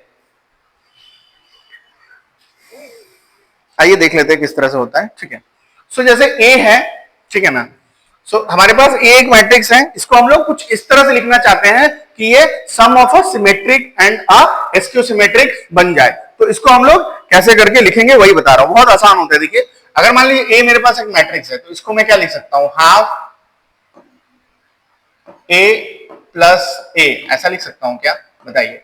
अगर मान लीजिए मेरे पास ए एक मैट्रिक्स है, इसको A plus A 2a by half, ऐसा कुछ लिख सकते हैं क्या, बताइए। ऐसा कुछ लिख पाना क्या पॉसिबल है हमारे लिए, बिल्कुल पॉसिबल है। इसको हम लोग इस तरह से लिख सकते हैं, ठीक है। अच्छा, इसको अगर मैं नेक्स्ट लाइन में लिखना चाहूं तो इसको मैं क्या ऐसे लिख सकता हूं, देखिए 1/2, इसको मैं लिख रहा हूं ए प्लस ए ट्रांसपोज, ठीक है, plus 1/2 A plus A plus मतलब ए माइनस ए ट्रांसपोज। एक्चुअली मैं बता रहा हूं हुआ क्या, मतलब ये जो चीज था ना, इसको मैं और अच्छे से लिख दे रहा हूं ताकि आपको और अच्छे से समझ में आएगा, रुक जाइए, ठीक है। मैं इसको अच्छे से लिख दे रहा हूं ताकि समझ में आए, ठीक है। ऐसे ना लिख के आप इसको ऐसे करके लिखिए, ठीक है। इसको मैं क्या लिख देता हूं, 1/2 ए प्लस 1/2 ए, ठीक है। तो देखिए 1/2 ए की जगह मैंने क्या लिखा, 1/2 A plus A transpose plus 1/2 A minus A transpose, ऐसा करके मैंने लिख दिया। क्योंकि देखिए सॉल्व करिएगा तो देखिए 1/2 ए प्लस ए ट्रांसपोज, तो यहाँ पे 1/2 A plus 1/2 A transpose plus 1/2 A minus 1/2 A transpose, तो ये प्लस 1/2 ए ट्रांसपोज और माइनस 1/2 ए ट्रांसपोज कैंसिल हो जाएगा, बाद में यही वाला चीज आ जाएगा। क्लियर है बात? अच्छा, मैं क्या कर रहा हूं, ए को इन दो फॉर्मेट में हमेशा मैं लिख सकता हूं। अच्छा, इन दोनों फॉर्मेट में अगर लिख रहा हूं तो ये जो होता है ना, ये वाला जो होता है, ये हमेशा सिमेट्रिक होता है। ये क्या होता है, हमेशा सिमेट्रिक होता है। और ये जो होता है हमेशा एस्क्यू सिमेट्रिक होता है, स्क्यू सिमेट्रिक। अब आप बोलेंगे कि कैसे, बताइए किस तरह से ये सिमेट्रिक और एस्क्यू सिमेट्रिक होता है। तो एक बार समझ लेते हैं, एक बार इसको बहुत ही आसानी से समझ लेते हैं, ठीक है। ये सिमेट्रिक कैसे है वो मैं एक बार आपको एक्सप्लेन कर देता हूं, ठीक है। तो देखिए ये जो हमें मिल रहा है ये सिमेट्रिक है, मतलब यहां पे तो आपको ये समझ में आ गया ना कि ए को इन दो फॉर्मेट में लिख सकता हूं। और क्वेश्चन क्या बोल रहा है कि अगर ये स्क्वायर मैट्रिक्स है तो इनको हमेशा क्या कर सकते हैं, सिमेट्रिक और एस्क्यू सिमेट्रिक के फॉर्म में लिख सकते हैं। अब ये जो होता है सिमेट्रिक, ये होता है एस्क्यू सिमेट्रिक। कैसे लिखते हैं, देखिए बहुत सिंपल है। अगर मान लीजिए ये मेरा P है, अगर ये जो मैं लिख रहा हूं ये मान लीजिए मेरा P है, और ये जो लिख रहा हूं ये मान लीजिए Q है। सो P क्या होना चाहिए, मेरा सिमेट्रिक होना चाहिए, और Q क्या होना चाहिए, स्क्यू सिमेट्रिक होना चाहिए। तो P सिमेट्रिक कैसे है वो मैं यहां पर दिखाता हूं, ठीक है। अगर मान लीजिए मेरा P है, मैं P का ट्रांसपोज कर रहा हूं, ठीक है, P का ट्रांसपोज कर रहा हूं। P का ट्रांसपोज करने पर अगर वापस से P आ गया जो कि यही चीज है, तो इसका मतलब क्या हो गया, सिमेट्रिक है। तो P का ट्रांसपोज कर रहा हूं, ये देखिए 1/2 A प्लस A ट्रांसपोज पूरे का ट्रांसपोज, ठीक है ना। देखिए यहां पर क्या हो जाएगा, 1/2 तो अपना वैसे का वैसा ही रहेगा, ठीक है। अब यहां पर देखिए अगर मैं A का ट्रांसपोज करता हूं तो A का ट्रांसपोज क्या आ जाएगा, A ट्रांसपोज। अच्छा, अब A ट्रांसपोज का ट्रांसपोज, मैंने क्या बोला था, अगर ट्रांसपोज का ट्रांसपोज करोगे तो वही से वो चीज आ जाएगा, यानी कि ये आ गया A, यानी कि मेरे पास क्या आ गया, मेरे पास आ गया P, क्योंकि देखिए यही है 1/2 A प्लस A ट्रांसपोज, वही बात है 1/2 A ट्रांसपोज प्लस A, यानी कि मुझे क्या मिल गया, P ट्रांसपोज करने पर वापस से P मिल गया। तो इसका मतलब क्या हुआ, P क्या है मेरा, सिमेट्रिक है, तभी तो P ट्रांसपोज करने पे P मिल गया। अच्छा, इसको थोड़ा एक बार समझ लेते हैं। सेम ये Q है तो Q का एक बार ट्रांसपोज करते हैं। Q का ट्रांसपोज करने का मतलब क्या, 1/2 A माइनस A ट्रांसपोज का होल का ट्रांसपोज। अब देखिए तो 1/2 तो मेरा बाहर आ गया, A का ट्रांसपोज करूंगा क्या आ जाएगा, A ट्रांसपोज, माइनस का मतलब माइनस। अच्छा, A ट्रांसपोज का ट्रांसपोज करूंगा तो क्या आ जाएगा, A वापस आ जाएगा, अभी भी बताया। बट देखिए ये मेरे Q के इक्वल नहीं है, ये Q के इक्वल कब होगा, जब माइनस कॉमन लूंगा। तो मैं यहां से माइनस कॉमन लेता हूं, तो minus 1/2 A minus A transpose.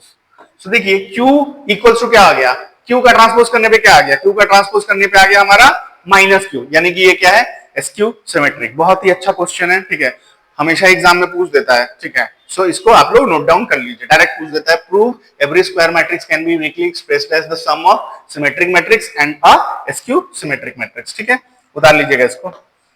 Next आगे बढ़ते हैं, find the matrix X if ऐसा कुछ दिया हुआ है तो हमें एक्स जो है वो एक मैट्रिक्स है, उसको हमें क्या करना है, फाइंड करना है। हमें क्या करना है, फाइंड करना है एक्स, ठीक है। तो देखिए हमें यहां पे क्या करना था, हमें यहां पर x का वैल्यू निकालना था। तो देखिए कैसे करके x का वैल्यू, अब ये बात समझिए कि x तो एक मैट्रिक्स है ना, x क्या है, हमारा एक मैट्रिक्स है, ठीक है। सो मैट्रिक्स क्या है वो पहले हमें समझना होगा।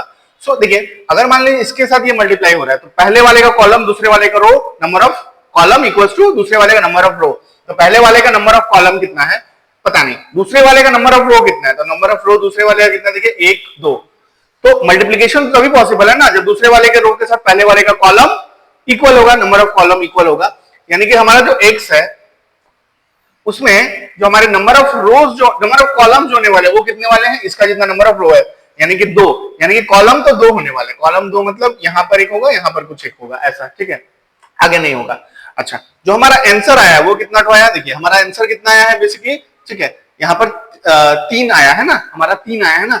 सो हम लोगों को क्या करना पड़ेगा, इस तरह से यहाँ पर मैं सॉल्व करूंगा, आपको पता चलेगा। मान लीजिए मैंने यहाँ पर ले लिया कि a है, यहाँ पर ले लिया b है, ठीक है। मैं अभी फिलहाल आपको बता रहा हूं, ये मान लीजिए x का मैंने एज्यूम कर लिया। अब इसके साथ मुझे मल्टीप्लाई करना है 1 2 3 4 5 6। तो हमारा आंसर कितना आना चाहिए, हमारा आंसर ऐसा कुछ आना चाहिए, देखिए -7 -8 -9 2 4 6, ठीक है। तो इसको एक बार मल्टीप्लाई करते हैं। मान लीजिए यहाँ पर ए बी, ये हमारा मतलब जो कॉलम है ये 2 ही रहेगा, ठीक है। अब नीचे भी रहेगा, मल्टीप्लाई करते हैं। तो देखिए अगर हम मल्टीप्लाई करेंगे, ठीक है, अगर मान लीजिए हम मल्टीप्लाई करेंगे, ठीक है, तो ये कितना नंबर क्वेश्चन है, अच्छा मान ले रहा हूँ ये हमारा, जैसे मान लीजिए ये मैं इसको क्वेश्चन नंबर 10 दे रहा हूँ, अभी के लिए क्वेश्चन नंबर 10 दे के रख रहा हूँ, ठीक है। तो 1 से इनको मल्टीप्लाई करूंगा, तो यहाँ पर क्या आएगा, देखिए a से 1 को मल्टीप्लाई करूंगा तो ये 1 ही a ही आ गया, b से 4 को मल्टीप्लाई करूंगा प्लस 4b, ठीक है, क्लियर हो गया। अच्छा वैसे देखिए यहाँ पर a से 2 को मल्टीप्लाई करूंगा, a से क्या करूंगा 2 को, मतलब a से 2 को, b से 5 को, तो ये आ जाएगा देखिए 2a प्लस 5b। वैसे ही a से 3 को मल्टीप्लाई करूंगा तो 3a प्लस 6b, ठीक है। अच्छा हो गया। अब नीचे भी यहाँ पर हमारा कुछ होना चाहिए, है कि नहीं, तो यहाँ पर मान लीजिए c है, यहाँ पर मान लीजिए d है, ठीक है। तो c से वैसे ही 1 को मल्टीप्लाई करिएगा तो c और 4d मल्टीप्लाई होने पे फिर 2c, मतलब ऐसा आ जाए, देखिए 2c प्लस 5d, वैसे ही 3c plus 6d, just normal multiplication किए हैं, ठीक है। अब देखिए इनको अगर हम सॉल्व करेंगे तो मतलब इनको करने पे इक्वल होना चाहिए, -7 -8 -9 2 4 6। अब मैंने थोड़ी देर पहले आपको ये चीज बताया था, कॉरेस्पॉन्डिंग एलिमेंट इक्वल होते हैं अगर मान लीजिए मैट्रिक्स का इक्वल का कॉन्सेप्ट अगर लगता है। सो हमें यहाँ पे बहुत सारे इक्वेशंस मिल जाएंगे, बहुत सारे इक्वेशंस मिल जाएंगे। सो देखिए हमारे पास a और b के 3 इक्वेशंस हैं, तो अगर 2 वेरिएबल 3 इक्वेशन का क्या करेंगे, 2 इक्वेशन यूज करके निकाल सकते हैं, ठीक है। सो यहां से हमारा जो इक्वेशन मिल रहा है वो कुछ ऐसा मिल रहा है, देखिए कि a plus 4b equals to -7। अच्छा फिर आ रहा है 2a plus 5b equals to -8। इन दोनों को सॉल्व करके क्या निकालना होगा, a और b का वैल्यू निकालना होगा, a और b का वैल्यू निकालना होगा, ठीक है।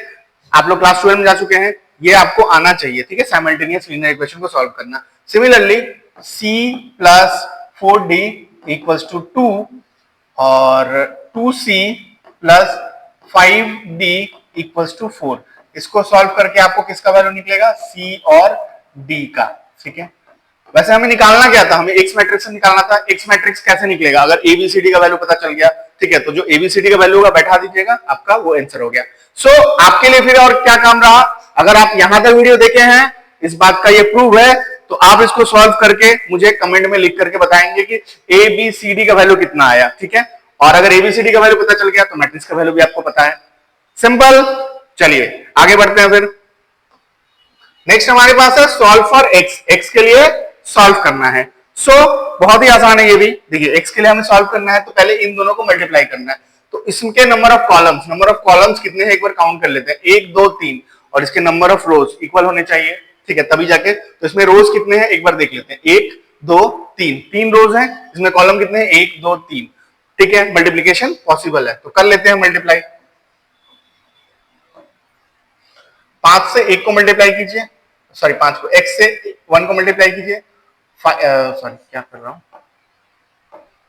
x से 1 को मल्टीप्लाई कीजिए x, ठीक है। -5 से 0 को मल्टीप्लाई कीजिएगा 0, -1 से 2 को मल्टीप्लाई कीजिएगा -2, यानी कि यहाँ पे आ गया x -2, ठीक है।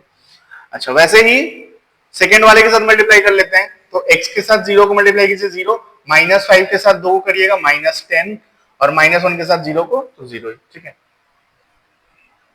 छोटा ही आएगा, ठीक है, छोटा में ही लिख रहे हैं, ठीक है। अच्छा -10, वैसे 1 के साथ 2 को करिएगा तो आ जाएगा 2x, -5 के साथ 1 को -5, और -1 के साथ 3 को यानी कि -3, ठीक है। अच्छा मैं इसको थोड़ा सा अच्छा से लिख दे रहा हूँ, -2x -5 और -3 आया तो ये क्या हो जाएगा -8 हो जाएगा, ये क्या हो जाएगा -8 हो जाएगा, तो इसको मैं लिख देता हूँ -8, ठीक है, ठीक है, तो ये आ गया -8।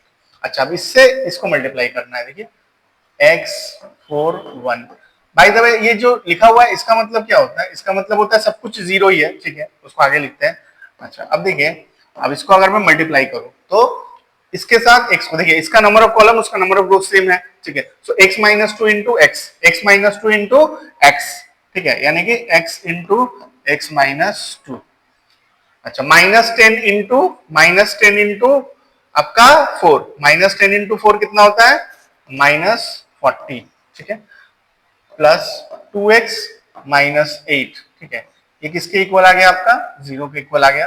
सो यहां से देखिए अगर आप सॉल्व करेंगे तो आ जाएगा, अगर इसको मैं अच्छे से लिखूं तो x² -2x plus 2x -48 equals to 0। अब देखिए ये कट गया, यानी कि x का वैल्यू कितना आ जाएगा, अगर मैं इसको इक्वेट करूंगा तो x का वैल्यू आ जाएगा आपका √48, ठीक है ना, ठीक है।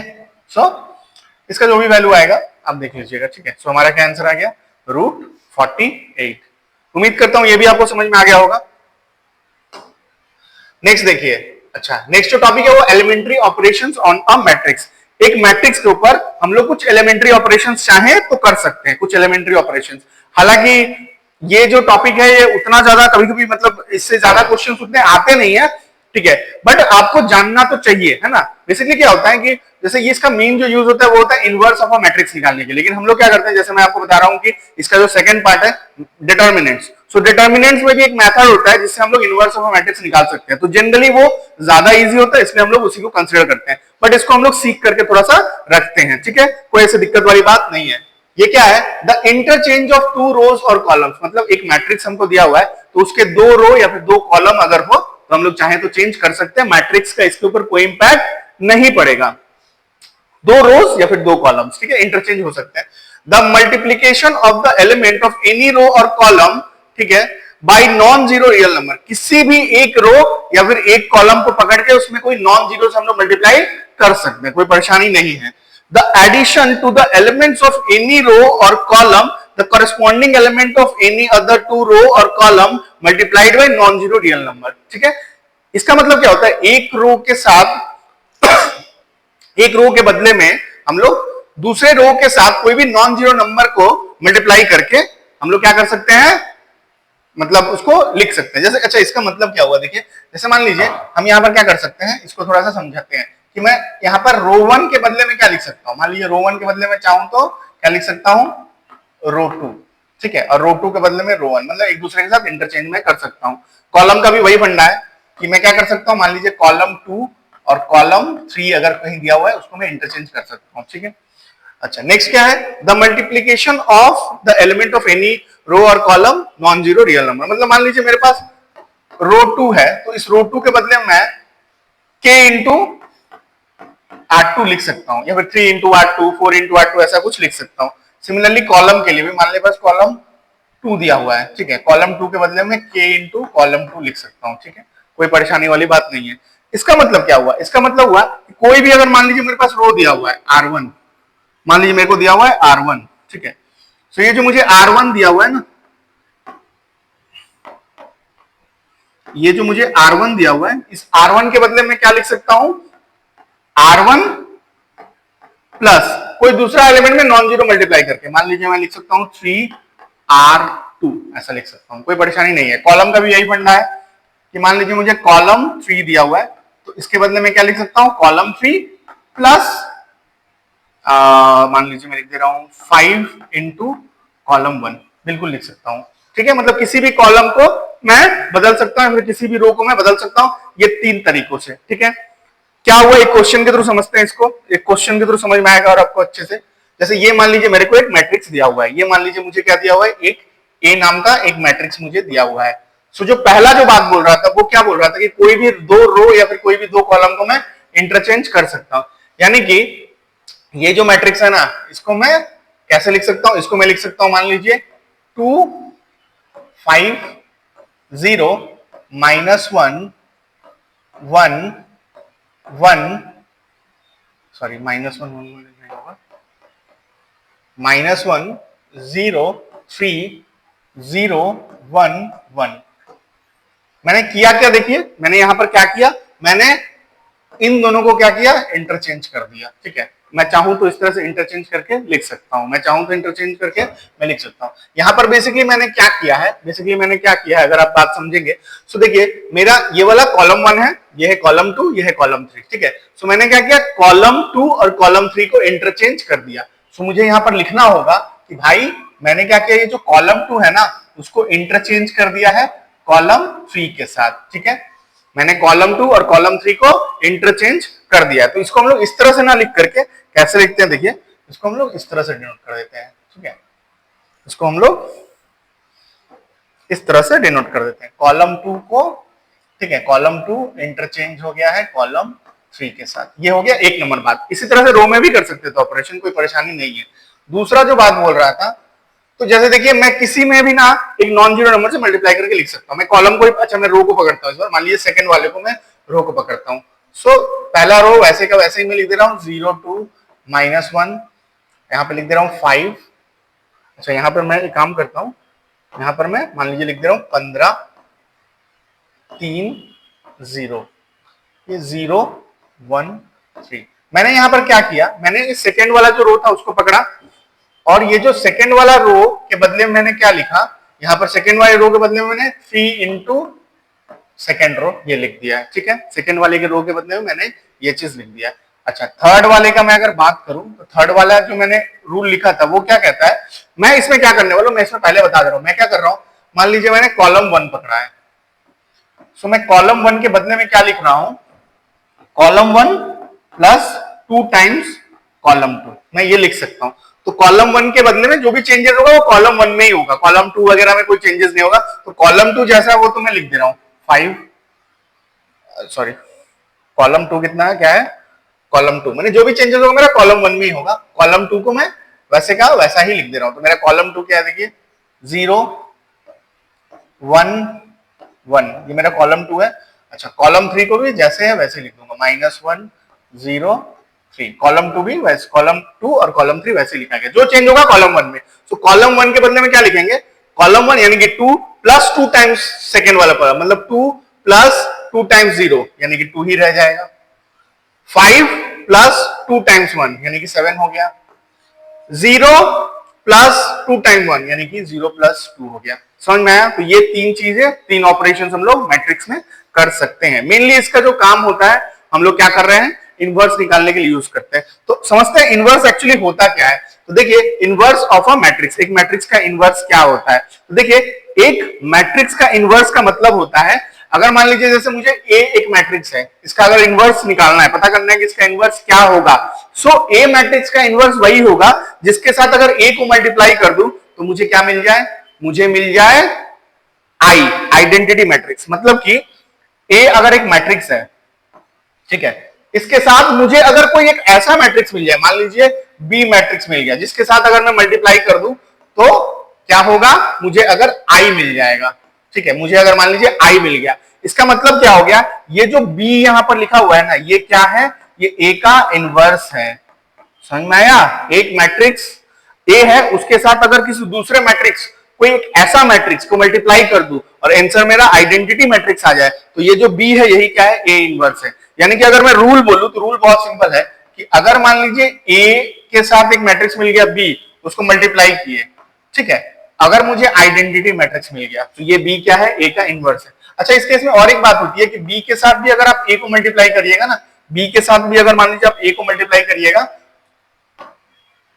तो आपको क्या मिलेगा, आई ही मिलेगा। ठीक है, सो ये इनवर्स का एक रूल होता है। इस क्वेश्चन में जैसा कि आप देख सकते हैं, ए और बी को आप एक बार मल्टीप्लाई करके देख लीजिए, आपको 1001 ही मिलेगा, या फिर बी के साथ ए को भी मल्टीप्लाई करके देख लीजिए 1001, यानी कि आइडेंटिटी मैट्रिक्स ही मिलेगा। एक बार मुझे कमेंट में बताइएगा, ठीक है, कि मिल रहा है कि नहीं। क्या लिखिएगा कि इनवर्स लिखिएगा, बी ए का इनवर्स है, बस ऐसे लिखिएगा। अगर मान लीजिए आपने ए और बी को मल्टीप्लाई किया, आई आ गया, इसका मतलब क्या हो गया, बी ए का इनवर्स है। तो आपको कमेंट में क्या लिखना है, बी इज इनवर्स ऑफ ए। ठीक है, नेक्स्ट, फाइंड इनवर्स ऑफ ए। अच्छा, यूजिंग एलिमेंट्री ऑपरेशन, मतलब जो ऑपरेशंस अभी हम लोगों ने सीखा उसको यूज करके हमें क्या करना है, ए का इनवर्स निकालना है। ए हमें गिवन है, हमें क्या निकालना है, ए का इनवर्स निकालना है। ठीक है, अच्छा एक बात बताइए, किसी भी चीज के साथ अगर 1 को मल्टीप्लाई करते हैं तो क्या होता है, वही रहता है। सो यहां से मैं एक बात तो लिख सकता हूं कि ए के बदले में मैं क्या लिख सकता हूं, आई इंटू ए। ये तो मैं लिख सकता हूं ना, क्योंकि किसी भी चीज के साथ अगर मैं आई को मल्टीप्लाई करूंगा तो वो क्या आ जाएगा, मतलब मान लीजिए 5 है, 5 के साथ 1 को मल्टीप्लाई करूंगा तो 5 ही होगा ना। उसी तरह से अगर ए के साथ आई को मल्टीप्लाई करूंगा तो वो ए ही रहेगा, तो ऐसा मैं लिख सकता हूं। ठीक है, क्योंकि ये सेकेंड ऑर्डर का है तो इसको मैं आई टू लिख दे रहा हूं फिलहाल के लिए। ठीक है, सो मैं अब इसको अच्छे से लिख ले रहा हूं। ठीक है, 2 5 1 3 इक्वल्स टू 1 0 0 1 2 5 1 3। ठीक है, अब देखिए मुझे क्या करना है, एलिमेंट्री ऑपरेशंस करके ए इनवर्स निकालना। अच्छा, अगर मान लीजिए मैं कुछ ऐसा कर दूं, मैं इसको सॉल्व करके, मतलब ए यहां पर है, मैं ऐसा कुछ कर दूं कि मेरा यहां पर आई आ जाए, मतलब ए और यहां पर कुछ और आए, ए यहां पर कुछ और है और यहां पर मेरा क्या आ जाए, आई आ जाए, तो मैं क्या समझूंगा कि ए के साथ मैंने किसी एक चीज को मल्टीप्लाई किया, मल्टीप्लाई करने पर मेरा क्या आ गया है, आई आ गया है। ठीक है, मैं तो ऐसे ही समझूंगा ना। ठीक है, मेरी बात समझ में आई। मैंने ए के साथ कुछ मल्टीप्लाई किया, मल्टीप्लाई करने के बाद यहाँ पर मेरा क्या आ गया, अगर मान लीजिए आई आ गया। मेरे बोलने का क्या मतलब है, जैसे देखिए अगर मान लीजिए मैंने यहाँ पर ए को बदल के क्या बना दिया, आई बना दिया, ए को बदल के आई बना दिया, और ये जो मेरा आई है ये बदल के मान लीजिए बी बन गया। ठीक है, और मेरा ये ए है वैसे ही, तो मैं इस कंडीशन में क्या बोल सकता हूँ कि ये जो मेरा बी आया है यही मेरा क्या है, ए इनवर्स है। ठीक है ना, सो मेरा अभी टारगेट क्या है, मुझे ये जो ए है उसको अब आई बदलना है, आई में चेंज करना है। समझ में आई मेरी बात, मुझे क्या करना है, मेरा ये जो ए आया है ना इसको मुझे आई में बदलना है। ठीक है, और मैं इस ए को वैसे का वैसे ही रहने देता हूं, ये जो मेरा ए है इसको मैं वैसे का वैसे ही रहने देता हूं। ठीक है, तो मैं क्या इसको आई में बदलना है, कैसे, एलिमेंट्री ऑपरेशंस करके। अच्छा, एलिमेंट्री ऑपरेशंस के बारे में एक बात मैं और बता दूंगा। जनरली क्या ऐसा होता है ना कि अगर मान लीजिए आप रो ऑपरेशंस कर रहे हैं तो शुरुआत से ही रो ऑपरेशंस करिएगा, और अगर कॉलम ऑपरेशंस कर रहे हैं तो हाँ आप लोग कॉलम ऑपरेशन ही करिएगा। सो देखिए मुझे इसको आई बनाना है, यानी कि मेरा जो पहला टारगेट है वो क्या है, ये जो जगह है ना, ये वाला जगह जो देख रहे हैं, इसको मुझे क्या करना है, इसको मुझे 1 बनाना है। ठीक है, सो इसको मैं 1 कैसे बना सकता हूं, मैं क्या करता हूं, रो 1 और कॉलम 1 को इंटरचेंज कर देता हूं, तो मतलब ये ऊपर चला जाएगा, ये नीचे आ जाएगा। सो मैंने पहला जो काम करना है वो क्या करूंगा, मैं क्या कर रहा हूं कि रो 1 को और रो 2 को मैंने क्या कर दिया, इंटरचेंज कर दिया। तो रो 1 को और रो 2 को इंटरचेंज करूंगा तो ये देखिए क्या आ गया, मेरा आ गया 1 3 2 5। अच्छा देखिए, जो मैंने ऑपरेशन लेफ्ट हैंड साइड में किया वो मुझे राइट हैंड साइड में भी करना पड़ेगा। तो ये क्या आ जाएगा, देखिए ये आ जाएगा 0 1 1 0, मतलब मेरा एक काम तो खत्म। मेरा पहला काम क्या था, 1 यहाँ पे लाना, हो गया। मेरा सेकेंड काम क्या है, मुझे ये जो 2 है ना, इस 2 को अब 0 बनाना है ना। देखिए यहाँ पर 0 होता है ना, मतलब बेसिकली आइडेंटिटी में 0 होता है, तो मेरा काम क्या है, मुझे इस 2 को 0 बनाना है। तो इस 2 को 0 कैसे बनाऊं, तो मैं काम करता हूं ना, रो 2 के बदले में क्या लिख देता हूं, रो 2 -2 इंटू रो 1, मतलब R2 के बदले में क्या लिख रहा हूं कि R2 तो रहेगा ही, -2 टाइम्स R1। ठीक है, मतलब क्या बन जाएगा, तब देखिए अगर मैं ये ऑपरेशन करता हूं तो देखिए जो चेंजेस हो रहा है R2 में हो रहा है, R1 में तो कोई चेंजेस नहीं हो रहा, तो R1 को वैसे का वैसे लिख दो 1 3। अब R2 मतलब 2 -2 इंटू 1, 2 -2 इंटू 1 यानी कि ये 0 आ गया। यहां पे भी करना होगा 5 माइनस, मतलब यहां पे क्या हुआ, देखिए 2 -2 इंटू 1 तो 0 आ गया, 5 -2 इंटू 3 यानी कि -6, यानी कि यहाँ पे -1 आ गया। ठीक है, इक्वल्स टू 0 1 1 0, यहां पर तो ए वैसे भी है, ठीक है, यहाँ पर भी मेरा ए है, ठीक है। अब हम लोग उधर करके देखते हैं, ठीक है। ठीक है, यहां से मैं एक लाइन दे देता हूं, ठीक है। अब देखिए, अब मेरा ये चीज मुझे मिल चुका है, ठीक है। अब मेरा टारगेट क्या, देखिए अगर मैं यहां पर आपको दिखाऊं, ये 1 बन चुका है, ये 0 बन चुका है। अब मेरा नेक्स्ट टारगेट क्या है, ये जो -1 है, ये कैसे भी करके मेरा क्या बन जाए, देखिए ये मेरा 0 बन जाए। ये -1 जो है ये क्या बन जाए मेरा 1, सॉरी ये 1 बन जाए। ये क्या बन जाए मेरा -1 जो है ये क्या बन जाए मेरा 1 बन जाए, ठीक है। सो -1 जो है वो 1 कैसे बनेगा, उसमें माइनस से मल्टीप्लाई कर देंगे, है ना। किसी भी चीज से तो मल्टीप्लाई कर सकते हैं ना। यानी मेरा जो नेक्स्ट काम होने वाला है वो होने वाला है भाई, ये जो मेरा R2 है ना, ये जो मेरा R2 आने वाला है, इसको मैं क्या करूंगा, लिखूंगा -1 इंटू R2। सो अगर मैं ये ऑपरेशन करता हूं तो देखिए क्या होने वाला है, R1 में तो कोई चेंजेस नहीं आने वाला है, क्योंकि जो भी ऑपरेशन हो रहा है वो R2 में हो रहा है। तो 1 और 3 यहां पे आएगा, और ये -0 इंटू -1 कितना होता है, 0 ही होता है, और ये आ गया 1 इक्वल्स टू, इसमें भी वही ऑपरेशन अब होगा, ठीक है ना। ये ऑपरेशन ठीक है, ये यानी कि रो 1 में तो कोई चेंजेस नहीं आएगा, और रो 2 में क्या होगा, बस माइनस आ जाएगा, यानी कि ये हो जाएगा -1, और ये तो अपना 0 ही रहेगा, और ये वैसे का वैसा ही रहेगा, ठीक है। अब नेक्स्ट मुझे क्या करना है, देखिए इस 3 के जगह पे 0 लाना है। तो 3 के जगह पे 0 कैसे लाऊंगा, R1 के जगह पे क्या लिख देता हूं, R1 के जगह पे 3 इंटू, R1 की जगह पे क्या लिख देता हूं, R1 माइनस 3 इंटू R2। मतलब मैं R1 के बदले में क्या लिख रहा हूं, R1 माइनस 3 इंटू R2, ठीक है। अगर मान लीजिए मैं ये लिखता हूं तो क्या होगा, देखिए तो R1 में क्या होगा, R1 यानी कि 1 माइनस 3 इंटू 0, यानी कि ये तो 1 ही रहेगा, ठीक है। 3 माइनस 3 इंटू 1, ये 0 हो गया। R2 में तो कोई चेंजेस लाना ही नहीं है, 0 1, ये क्या बन गया, I बन गया। अच्छा, इसमें भी वही काम करना होगा। R1 में क्या है, R1 माइनस 3 इंटू R2, यानी कि 0 माइनस 3 इंटू 1, यानी कि 3, यानी कि यहाँ पे आ जाएगा 3। अच्छा, 1 माइनस 3 इंटू 0, यानी कि यहाँ पे 1 ही रहेगा, ये तो वैसा ही रहेगा, और यहाँ पर A, यानी कि देखिए यहाँ पर I इक्वल्स टू कोई एक मैट्रिक्स है इंटू 1, I क्या आ गया मेरा, देखिए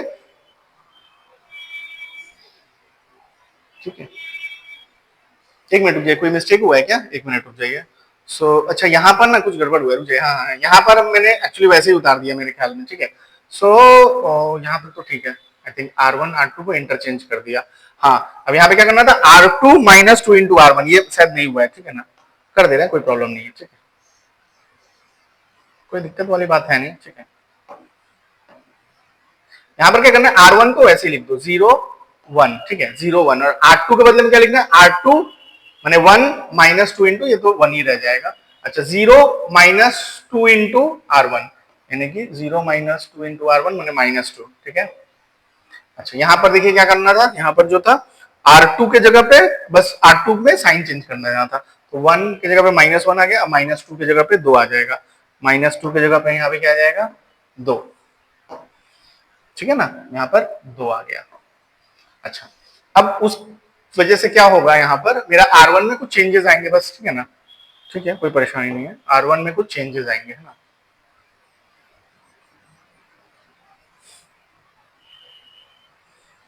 ठीक है, सो यहाँ पर क्या आ जाएगा, देखिए R1 0 माइनस 3 इंटू समथिंग, तो बेसिकली ये क्या हो जाएगा हमारा 0 माइनस 3 इंटू ये, यानी कि यहाँ पे 3 आ जाएगा जैसे आ रहा था। अच्छा, 1 माइनस 6 यानी कि -5, इसमें तो कोई चेंजेस नहीं आएगा, -1 और 2, और यहाँ पर मेरा A वैसे का वैसा ही है, ठीक है ना। यानी कि मुझे क्या मिल गया, देखिए I इक्वल्स टू कोई एक मैट्रिक्स इंटू A। सो ये जो आया है यही मेरा क्या है, A इनवर्स है, यानी कि यहां से मैं डायरेक्ट क्या लिख सकता हूँ, A इनवर्स क्या आ गया मेरा 3 -5 -1 2। सो ये चीज आप याद रखिएगा, ठीक है, कि A इनवर्स इस तरह से हम लोग निकाल सकते हैं। यहां पर थोड़ी सी एक मिस्टेक हो गई थी, ठीक है, मैंने क्लियर कर दिया, यही होता है हमारा A इनवर्स। आपको अगर चेक करना है कि ये सही है कि गलत है, सो आप A के साथ A जो आया है उसके साथ A इनवर्स को मल्टीप्लाई कीजिए, आपको क्या मिल जाएगा, I आ जाएगा, मतलब 1001 आ जाएगा, ठीक है। आगे देखते हैं, आगे क्या है, आगे है थैंक यू। सो इतना पेशेंस दिखाने के लिए थैंक यू। मैट्रिक्स में इसके अलावा और कुछ नहीं होता है। अभी हम लोग डिटर्मिनेंट करेंगे, डिटर्मिनेंट हम लोग नेक्स्ट पार्ट में करेंगे, डिटर्मिनेंट करेंगे, उसमें लास्ट में लीनियर इक्वेशंस होते हैं, मतलब आपका तीन इक्वेशंस होते हैं, उनको सॉल्व करने के लिए हम लोग किस चीज का यूज करते हैं, डिटरमिनेंट्स का यूज करते हैं, थोड़ा बहुत मैट्रिक्स का भी यूज करते हैं, ठीक है। सो इसी के साथ आज का क्लास यहीं पर खत्म होता है। थैंक यू इतना पेशेंस दिखाने के लिए। जो जो मैंने बोला वो चीजों को जरूर करिएगा, इस चैनल को सब्सक्राइब जरूर करिएगा, कमेंट जरूर करिएगा, बेल आइकन जो है उसको भी एक्टिव कर दीजिए। और थोड़ा डिले हुआ इस वीडियो में आने में, लेकिन आगे से आपको वीडियो एकदम रेगुलर मिलते रहेंगे, करते रहिए। थैंक यू वेरी मच, मिलते हैं नेक्स्ट क्लास में।